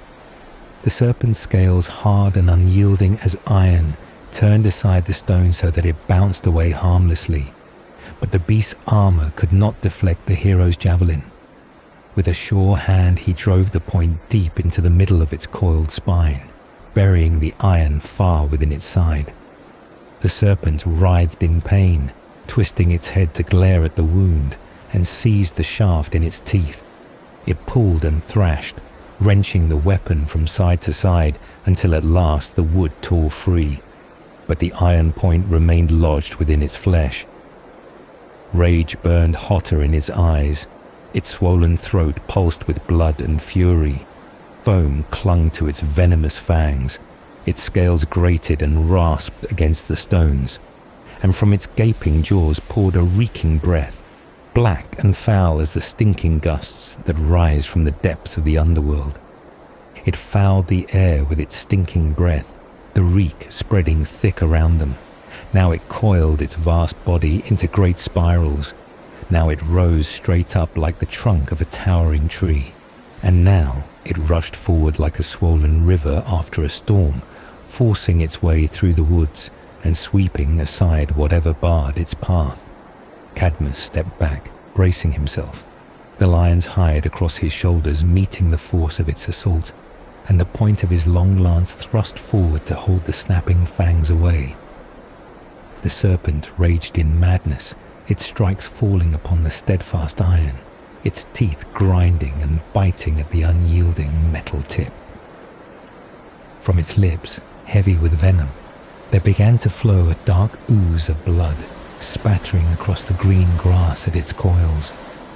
Yet the wound was shallow, for the beast twisted its neck aside at the moment of the thrust, turning the blow so that it did not strike deep to its life. But Cadmus pressed on, and with a final surge of strength, he drove the iron point down the full length into the gullet of the creature, forcing it back until its massive form met the trunk of an oak. The lance held it fast, pinning serpent and tree together. Beneath the crushing weight, the oak bent and groaned, its branches shuddering under the strain, while the long tail of the serpent lashed and wound itself tight around the trunk. As the victor stood over the vast and fallen body, looking upon the monstrous foe he had brought low, a sudden voice broke the stillness. It was a voice with no clear source. Yet it spoke so that there was no mistaking its words. Why, son of Agenor, do you gaze so long upon the serpent you have slain? You too shall be a serpent, and others will gaze on you. At this, Cadmus was seized by a great stillness, his body locked in place, his limbs frozen as if turned to stone. His hair stood on end, and the colour and courage drained from his face. But then, gliding down from the sky, there came the guardian goddess, Pallas Athena, who commanded him to plough the ground and sow within it the teeth of the serpent, from which a new people would be born. Obedient to her will, Cadmus took the plough and drove its deep share through the soil, cutting wide furrows, and into these open lines he scattered the serpent's teeth, the strange seed from which humankind would spring. At once, in a marvel beyond belief, the earth began to stir. From the furrows first appeared the sharp tips of spears. Then came the bright crests of helmets, painted plumes nodding above them. Then rose shoulders and chests, strong arms already heavy with weapons, until the ground yielded a full crop of warriors clad in mail. It was as if, when a curtain in a theatre is drawn upward, the faces are revealed first, then the bodies, until at last they stand whole upon the stage, their feet planted firmly upon the edge below. Struck with fear at this sudden host, Cadmus took up his arms, but one of the earthborn cried out for peace, urging that no hand be raised in civil war. Yet even as he spoke, he struck down a brother beside him, and was himself slain in the same breath by a spear cast from afar. The slayer too fell dead at once, and so in madness the whole host turned their weapons upon each other, each answering wound with wound until all lay dead upon the earth that had birthed them. That fresh-born youth, whose span of life was so cruelly short, writhed and perished upon their mother's blood-stained breast, save only 5, the Spartoi, who alone survived. And among these few was Echion, who, at the command of Tritonis, cast aside his weapons and made a pact of peace with his brothers. These became the companions of the Prince of Sidon when, following the words of the oracle, he laid the foundations of his city in that distant land. They were the Spartoi, the race born from the teeth of the serpent, the children of Ares, the offspring of the dragon. They were called to remember their fierce origin, to fill their hearts with the spirit of the great serpent that alone had brought death to so many in defense of its pool and spring. It had died for the place it guarded, and they, for the sake of their own honor, were told they must fight and prevail. Yet in the passing of years, the founder of the city, weighed down by grief, by troubles without end, and by many ominous signs, chose to leave Thebes, the city he himself had built, as though its misfortunes rather than his own were pressing upon him. With his wife, after long years of wandering, he came to Illyria.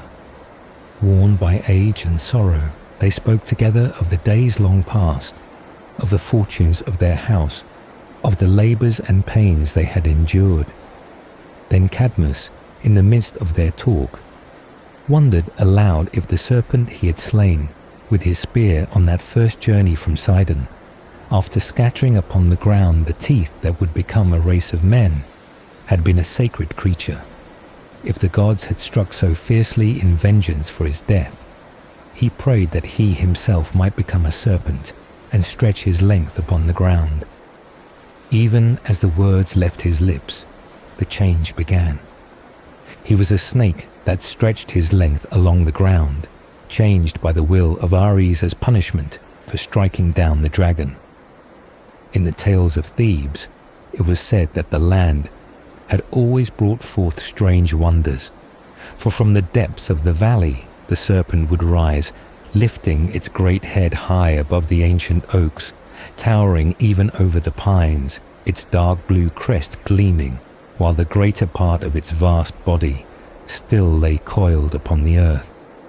Or else, The soil itself, made fertile by the teeth of that slain guardian, would bring forth armed men, the Spartoi, born full-grown in their mail, their bronze trumpets and curved horns sounding loud, their voices unpracticed until that first battle cry burst from their lips. The plains filled with these kin-born warriors, each sprung from the same seed, and their lives were as brief as they were fierce. Born after the light of the dawn star, they were gone before the evening star had risen. Cadmus, the wanderer who had slain the serpent, beheld these marvels with dread, standing ready for the attack of the newborn host, until they turned their strength upon one another, and the savage youths fell in death. The earth, their mother, received back into her bosom the children she had so swiftly borne. In the songs of later poets, it was said that truly it was the serpent itself, the same great guardian, whose spirit lingered for even in death and transformation. Its shadow seemed to stretch over the fate of those who had brought it low. Of Ares, and from the earth that once brought forth the armed sires, the Spartoi, came that fierce and desperate courage, that overpowering love of war that marked their line. It was for this reason Zeus himself warned Cadmus that if he wished to pass through life on calm waters, avoiding the restless tides of fate, he must take care never to rouse the anger of Ares of Dis, the war god who would not forgive the loss of his brood, the great serpent of the spring. When Cadmus came to found his city, he led the sacred cow to an altar where incense rose in fragrant smoke, seeking pure water to wash his hands before the sacrifice. For in those early days, there were no vineyards to yield their ripening fruit. His steps brought him to the spring of Dirce, known for breeding the dragon, and there his eyes beheld the speckle-backed serpent, child of Ares, gliding forth to encircle the water in its coiling length. The sight drove fear through the company that followed him, for the serpent struck without pause, sinking its flashing jaws beneath the chest of one man, tearing another with bloodied fangs, rending the life from a third by piercing the liver when he dared to resist. Its dank-scaled head bore a rough mane that slipped untidily down its neck, and it moved with terrible swiftness. Upon another victim, it leapt, soaring high to land above his temples, its massive coils poised to crush, the deadly might of Ares' offspring guarding the sacred spring against all who would draw near.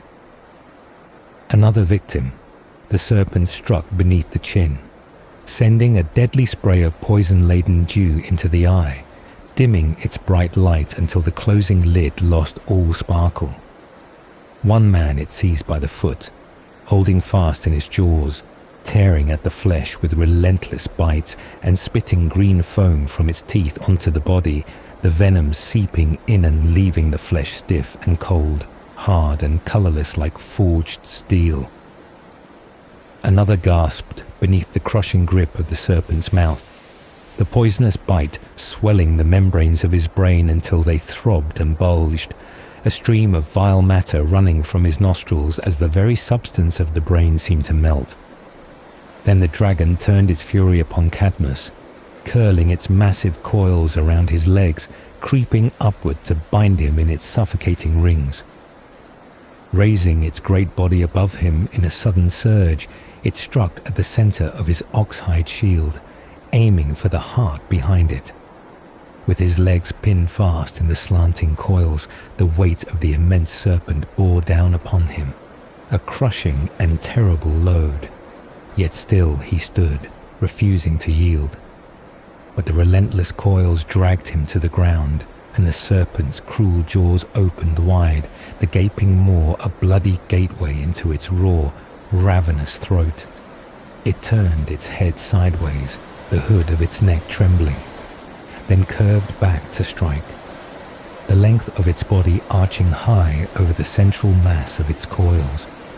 When Cadmus's strength was almost spent, Athena drew near, her presence blazing, shaking the Aegis with its dreadful gorgon head and writhing serpents, the sure sign of victory to come.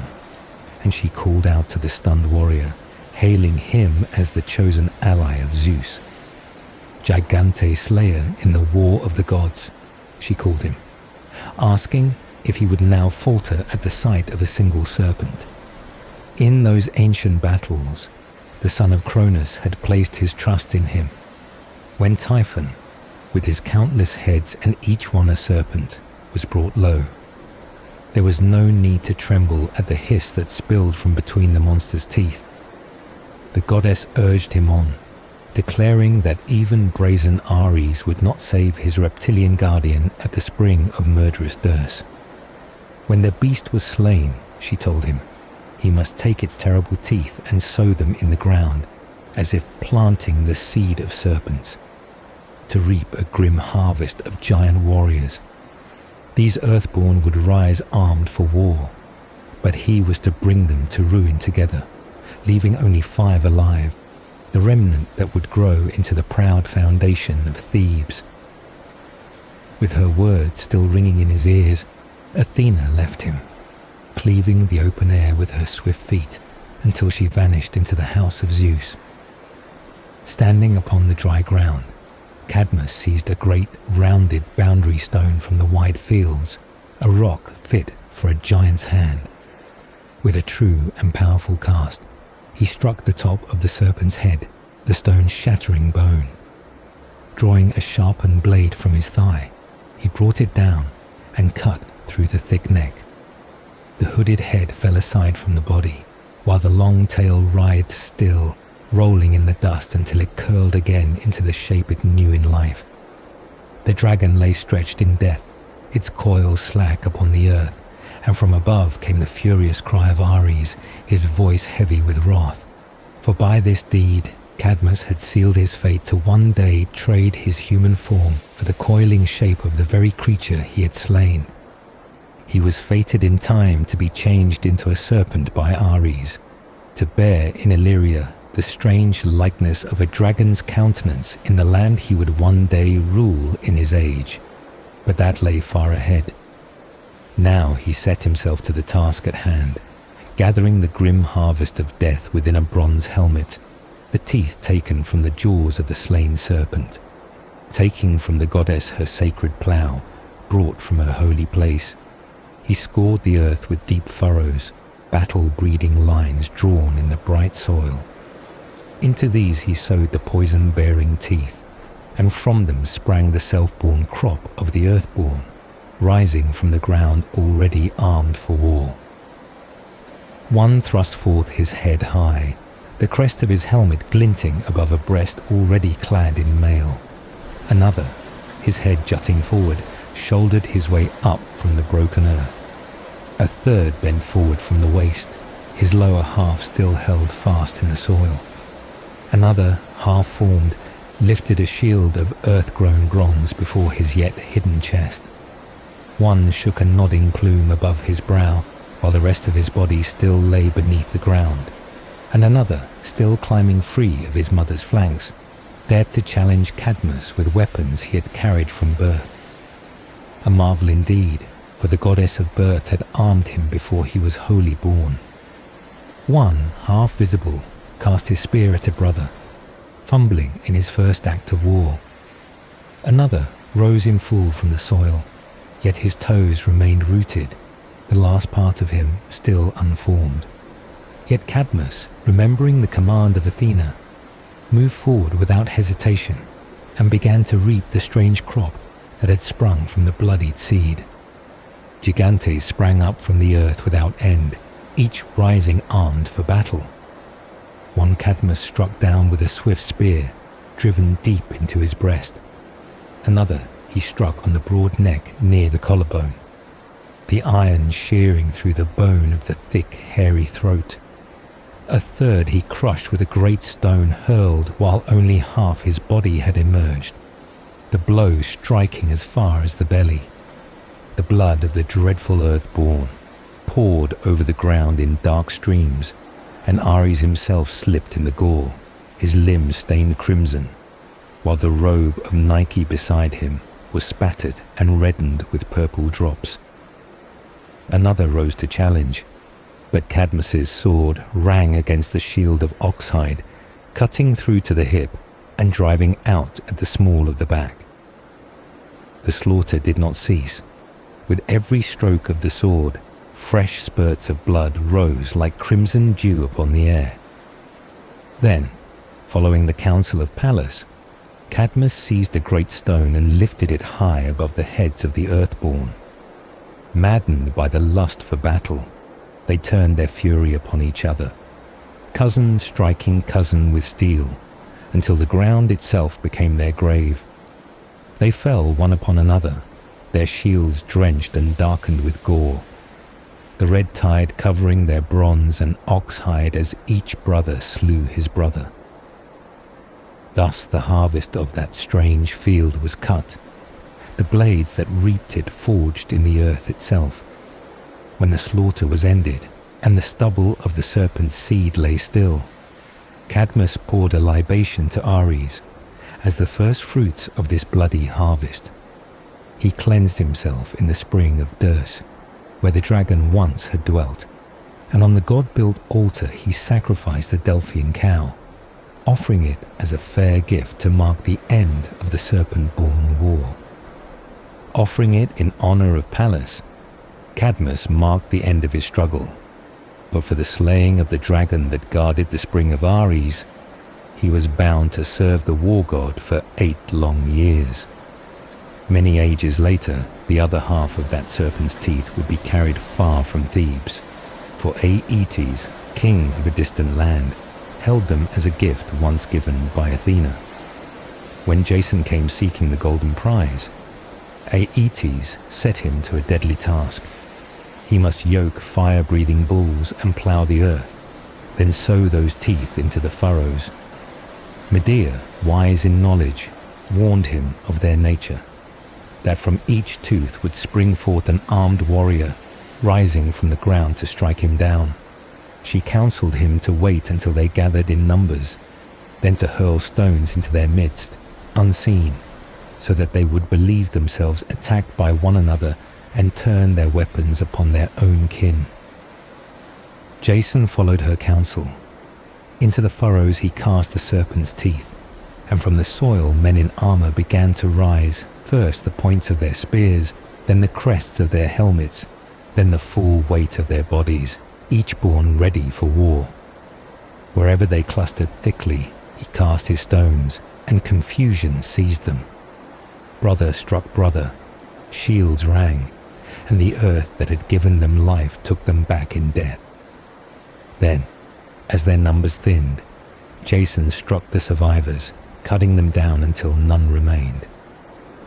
These were the same deadly seeds once sown in the Theban plain by Cadmus, when, under Athena's guidance, he founded an earthborn race from those few who had escaped the spear of Ares in that first grim harvest.